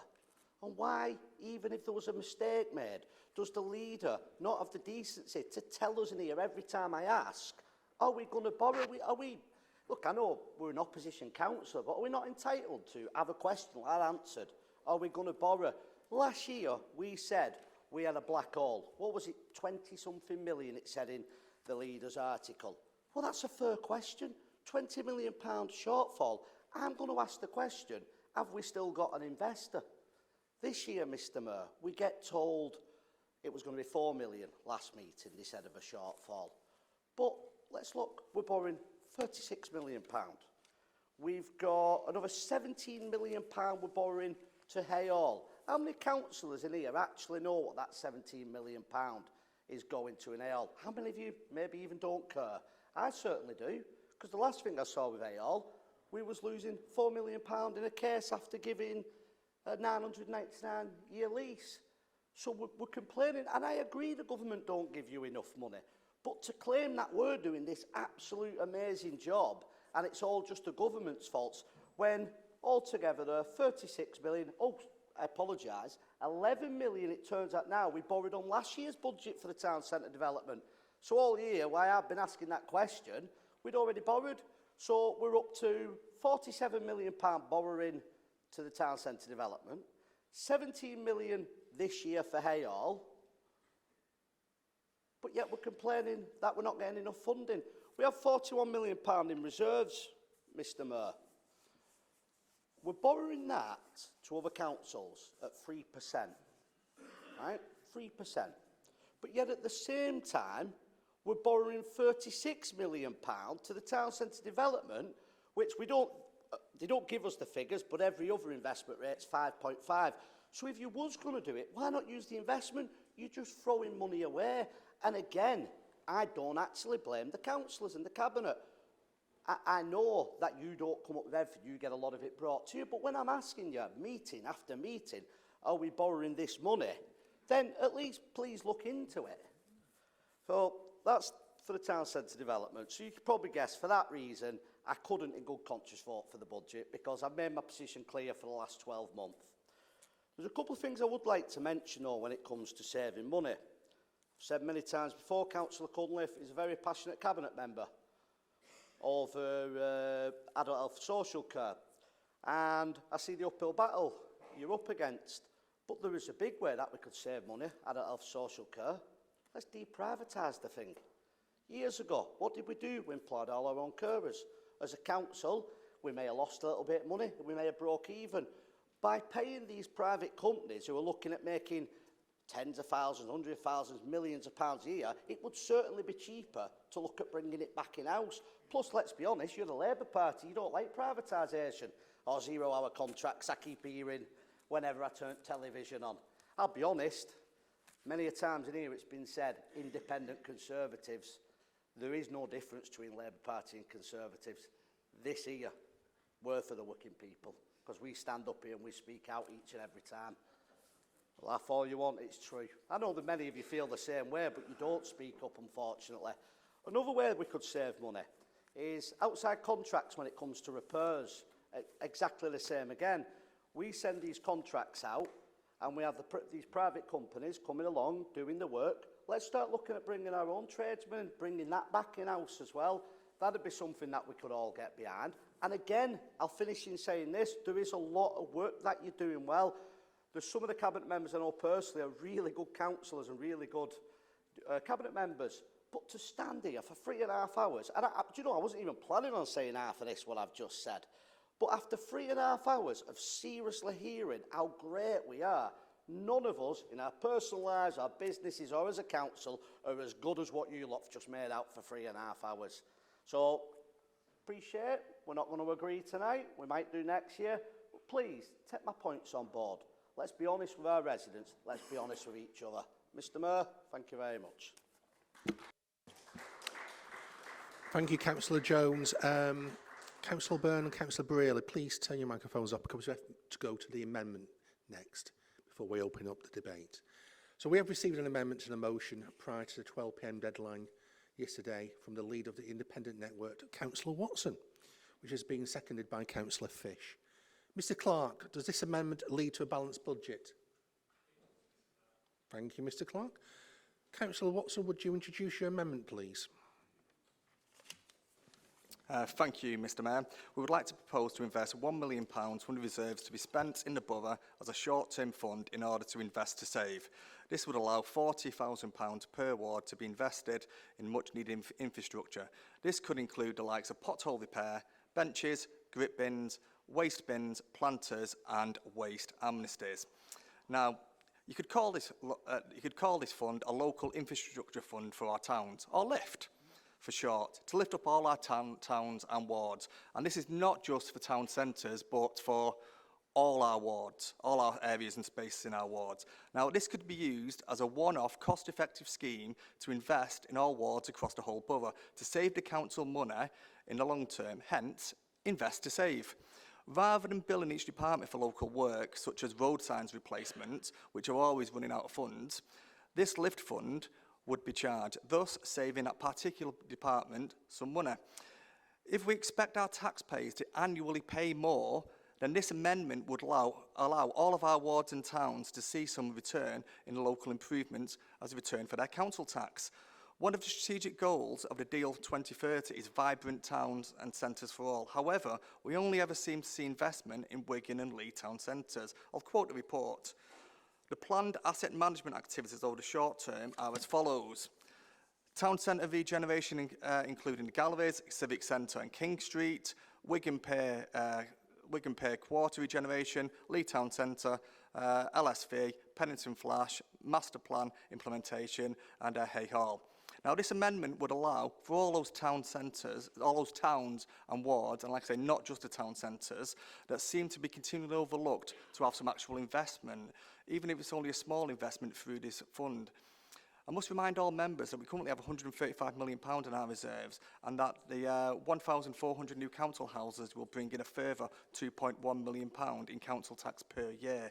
Now, this amendment would benefit all wards, all towns, all residents and all of our communities within the borough. So therefore, I urge this to get passed, or at least urge it to be debated on in this council chamber this evening. Thank you, Mr Mayor. Okay, thank you, Councillor Watson. Is the amendment seconded? Happy to second and reserve my right to speak, Mr Mayor. Okay. Leader, do you accept the amendment to the motion? Could you please outline why you do not accept the amendment to the motion, please? I should think, and I know it was a long meeting, and I know that people's concentration slipped once or twice. But can I just say that a lot of the points that Councillor Watson's just been raised has been covered tonight in what we've announced. Exactly what we've announced. So I'm not quite sure where the amendment was going, but I can honestly say, and you sat through it all, I'll give you your due, you sat through it all and listened to the presentation, but sometimes you've got to listen what's being said without smirking and talking to one another. All I can tell you is, what you've mentioned tonight has been more than covered in the presentations that have been made tonight, and that's why I'm not accepting the amendment, Mr Mayor. Thank you, Leader. I will now move to the vote on Councillor Watson amendment. Remind members to please use the electronic voting system as recorded vote must be taken for this item. Members, please vote now.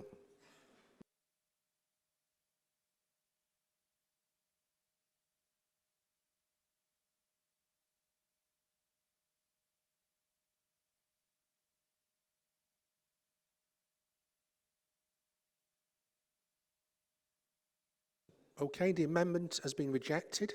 As the proposed amendment has fallen, we now are back to the original motion. And I will now invite members to speak on the original motion.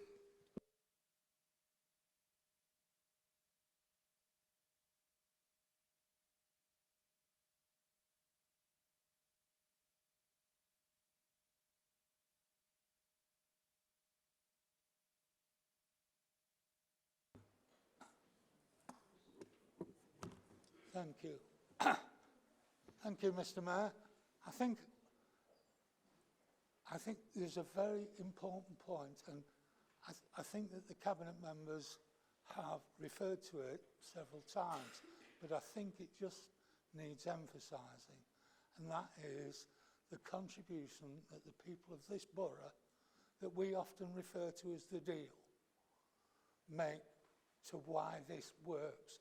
The stuff that Keith talks about, the stuff that you've all mentioned, requires, I know we've got a lot of professionals and they're great, but we've got a multitude, an absolute multitude of people in one capacity or another working in our communities. And I just want to applaud them for what they do. And I know that many of you in this room also act in that capacity outside this room. I've seen loads of you at it. And I mean that in the nicest way. But I just think we need to remind ourselves from time to time how essential, and that's what makes Wigan special. That deal, that community involvement, that caring that people actually give, all those, the scout group, you know, the Morris dancers, the football teams, everywhere. We've got fabulous volunteers who give loads and loads of their time. And I just want to extra remind ourselves, thank you to the people of Wigan for what you do for us all. That's all.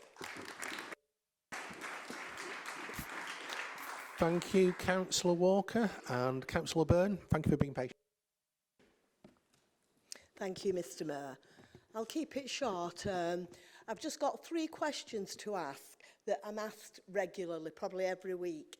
I'm glad to see that Galliford Try is a UK firm, much preferable to a Chinese communist-owned one, and they're going to be our next construction partner. Could I ask, have we got an investment partner? Who is it and how much they're investing? Because nobody seems to tell me that answer, and people are asking it me all the time. Do we have an investor for the galleries project?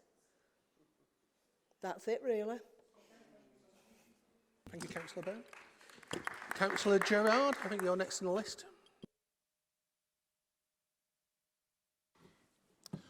Thanks, Mr. Mayor, and well done to our financial teams for bringing again a balanced budget. And I'll look forward to the 40,000 per ward from April. I've got a few things lined up for that now, so I'll hold you to your word. Anyway, going back to the report, which I think we all need to speak on in here tonight, rather than having the long-winded party political broadcast, what we seem to endure every March.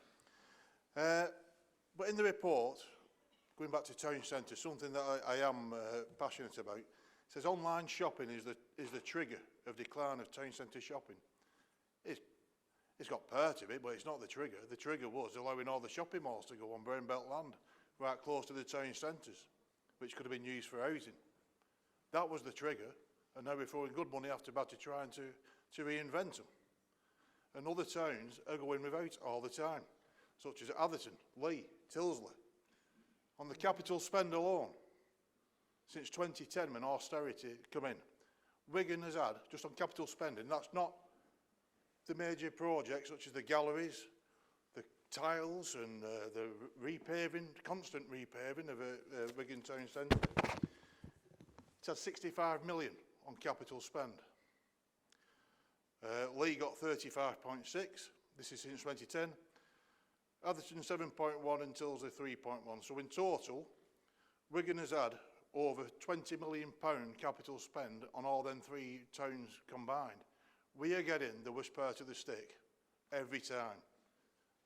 Even before, we were saying 50 years since this council took over these great historic towns, and we've been stripped bare and we're left now with all the housing and no investment for the infrastructure, which is why I bring this amendment to you, just to bring our estates up to standard. Because if you drive around them, they're not up to standard. There's nowhere near up to standard. Councillor Gambles, I welcome the hard work you're doing. It's commendable. Void properties, though, we're still at a situation where they're empty for an average of over 200 days. That needs to improve. I know it is improving, but we need to do further and go faster on that and get these people into houses.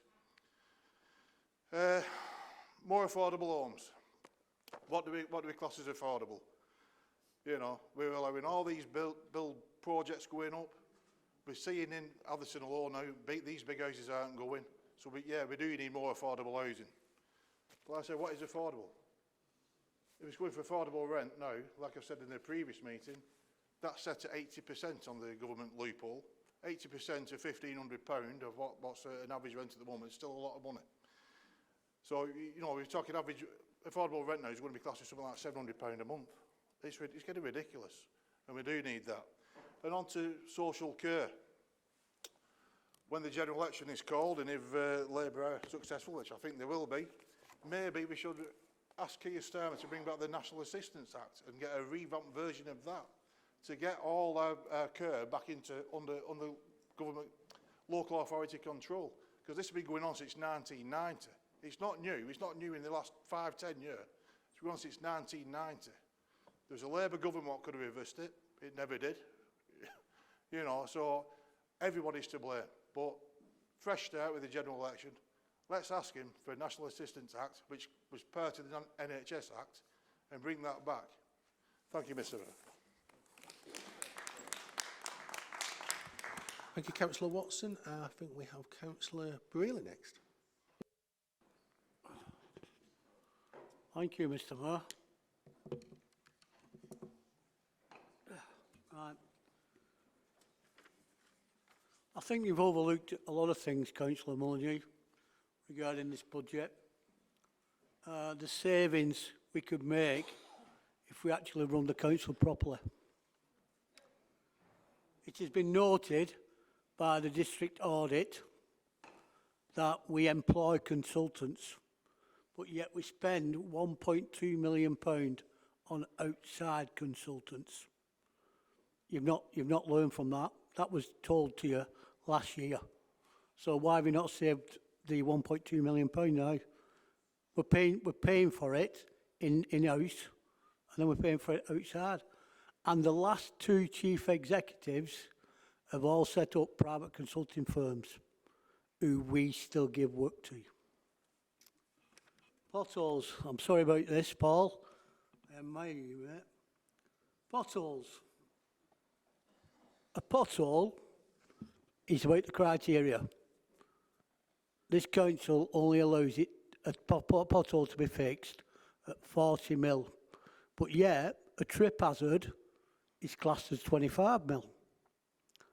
Now, to do a 1 metre square pothole, 1 metre square pothole with the price of tarmac today, I've been on the internet, and 20 tonnes of tarmac covers 150 square metres, which if you calculate that from your £2,000 for the cost of the tarmac, a pothole of 1 metre square costs is £15.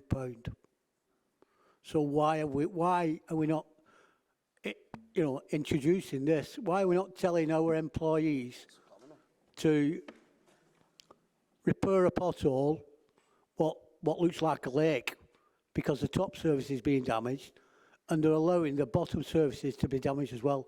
So it's cost effective. Honestly, you're crazy, you lot, I tell you. Only got 5 minutes. Anyway, what about the assets of Wigan Metropolitan Development Company? What assets do they carry in this town hall? It's never been mentioned that, but I believe I've been on the company's house, and you've got valuable assets in there which should be brought back into town, into the Wigan Council, to support this £5 million shortfall.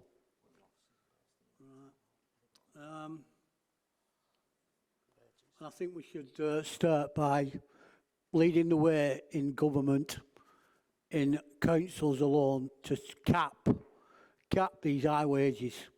A chief executive, in my opinion, should only be worth £80,000, not what we pay. Yeah. Right.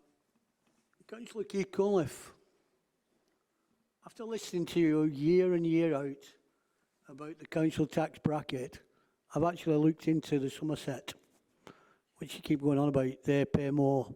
Well, their houses are worth more. But? So what? Southern Cons, Surrey. Oh, that was it. Oh, it's down south, isn't it?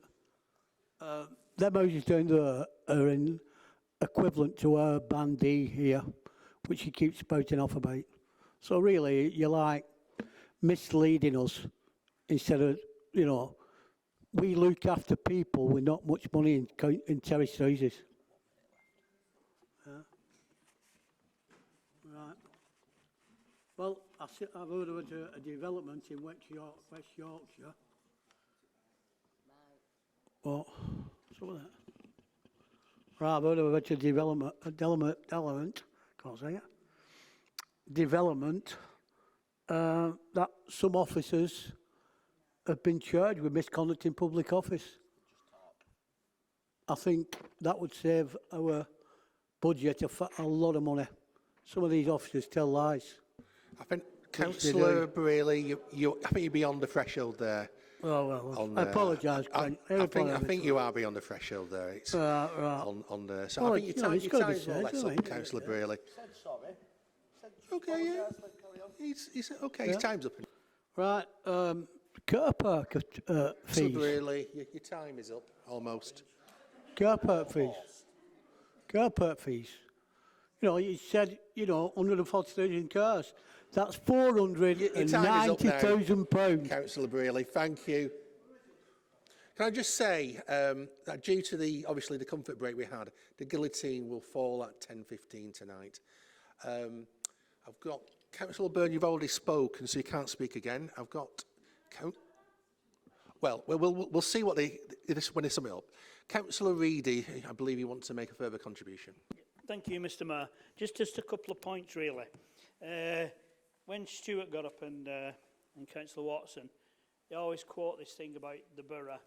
Let's be on no uncertain terms, it's about Atherton for you guys. As a cabinet, we've got to look at the borough. We can't just look at Atherton and our own wards. So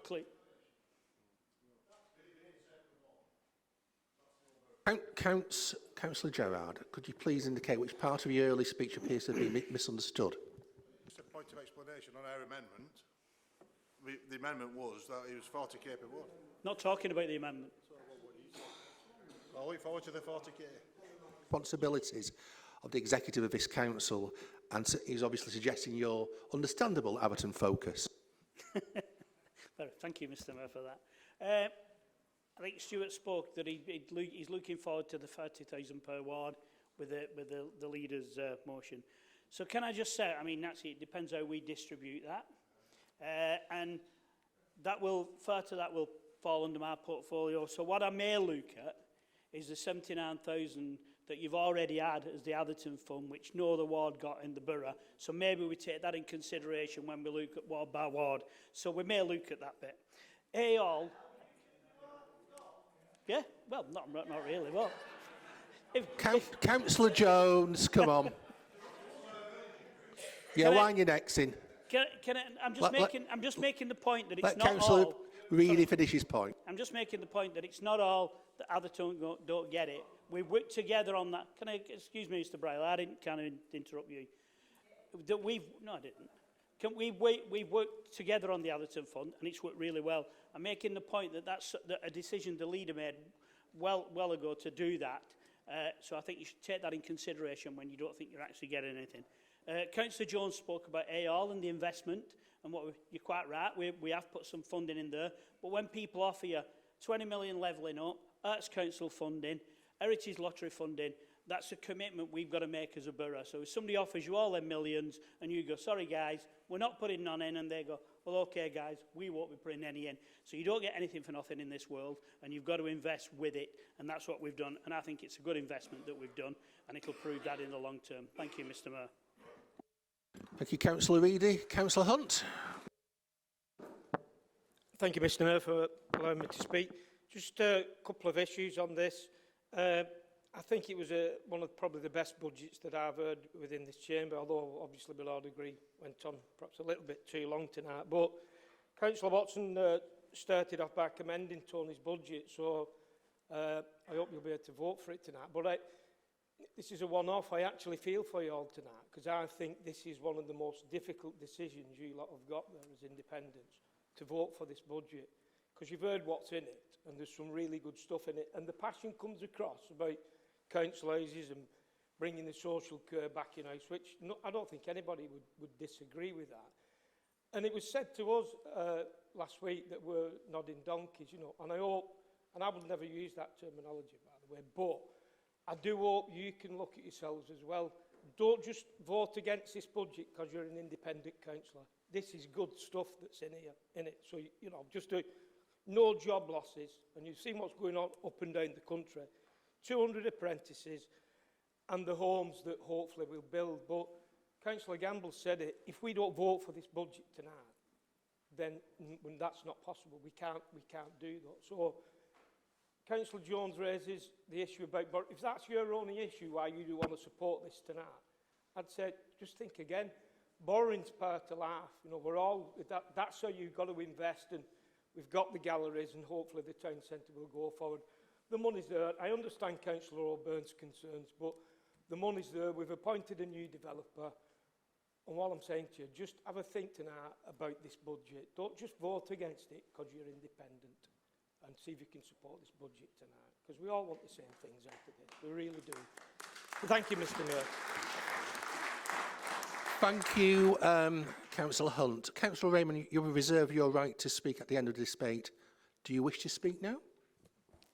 Yes, thank you. Thank you, Mr. Mayor. Councillor Brearley, can I just respond to your point about consultants? The consultants costs that you mentioned relate to professional support on our major schemes, like Hay Hall, galleries and other projects, and the consultants' costs include surveyors, architects, lawyers and specialist financial advisors that we do need for that such a big level of schemes. Councillor O'Byrne, I can tell you tonight that housing elements of the galleries... Councillor Braley, could you yes. please indicate which part of your early speech appears to be misunderstood and then clarify it? Councillor O'Byrne, can I tell you tonight that housing elements of the galleries project will be funded privately? For the rest of the project, we have no institutional investor yet. We have 2 companies that we are closely working with, but we cannot disclose that information because of the commercially sensitive reasons. Councillor Raymond, can you just hold it for a moment, please, while Councillor Braley is pressing a personal point of explanation. Could you please indicate which part of your early speech appears to be misunderstood and clarify this? Well, you've got wrong. The reason you got wrong about me is the district audit last year identified this as a failing of this council. No, they didn't. Yeah, it did, because I was in the meeting. Councillor... No, they didn't. Councillor Braley, you've had your direct reply from Our accounts are fully Councillor audited, Raymond. and we never had any of that sort of opinion that Councillor Braley, please be quiet. Councillor Raymond, carry on. Councillor, we are not borrowing more money for galleries or for Hay Hall.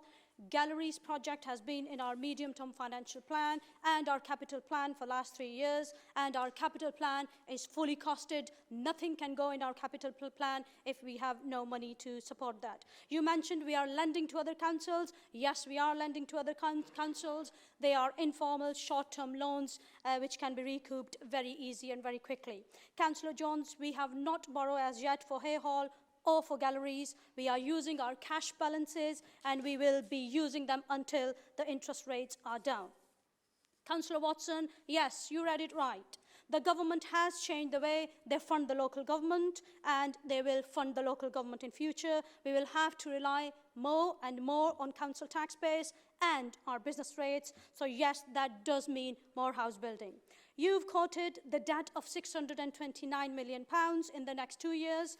It's not our projected debt. It is our CFR, which means our capital financing requirement, which means that that is the maximum limit we can borrow.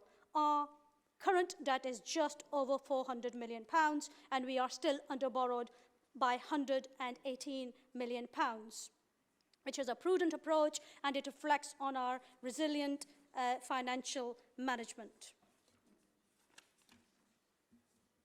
But Councillor Watson, I can understand your desperation. We all know you haven't served the people who elected you. We all know that you are panicking to keep your seat. You are too busy in political goal scoring in this chamber, and I have some news for you tonight. Labour has a fantastic candidate in Atherton, and we will take you out. Mr. Mayor, the fact of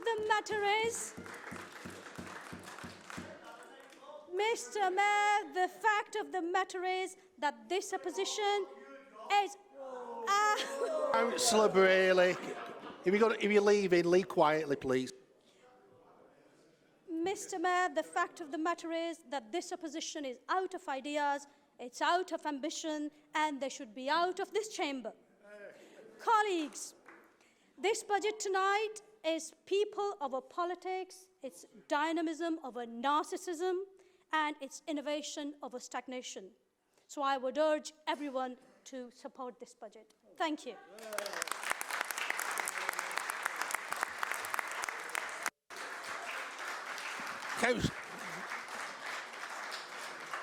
Councillor Byrne, no, sit down. No, wait. There has been an answer. Sit down, Councillor Byrne. Sit down. Leader, do you want to sum up the motion?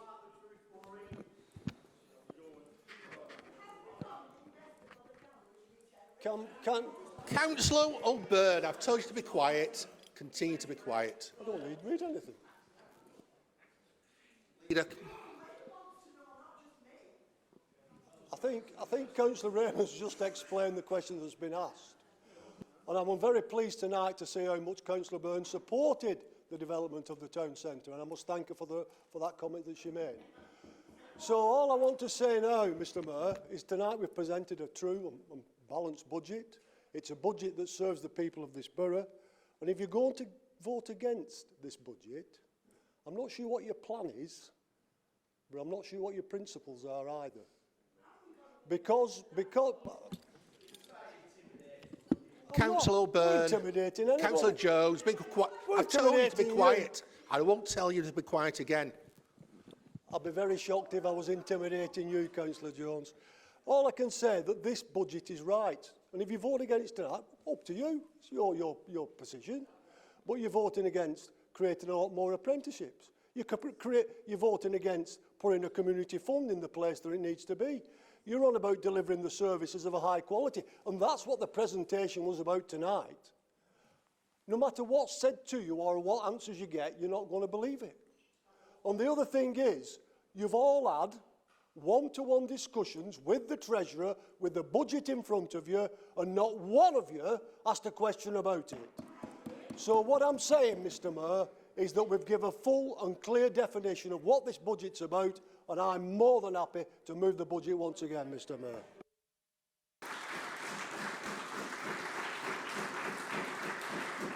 Come on. Councillor Jones, could you please indicate which part of your early speech appears to be misunderstood and clarify Yes, this? I was asking questions on the budget. The leader, I'm slightly worried about him now, seems to think no opposition's asked a question on the budget today, so might be worth calm down a bit. You've made your point. I voted last year for your budget. I will now move to the vote. Members to please use the electronic voting system, as a recorded vote must be taken on this item. Please vote now.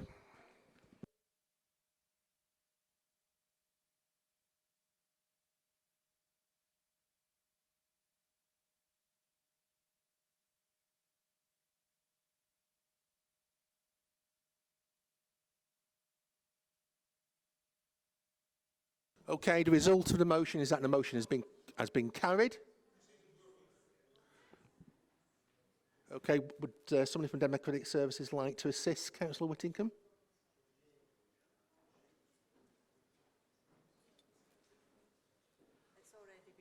The vote's already been closed. Yeah, the vote's been closed. It's been clearly carried. That concludes the business for tonight. So thank you for your attendance, and I wish you a safe journey home. Please remain standing until I've left the chamber.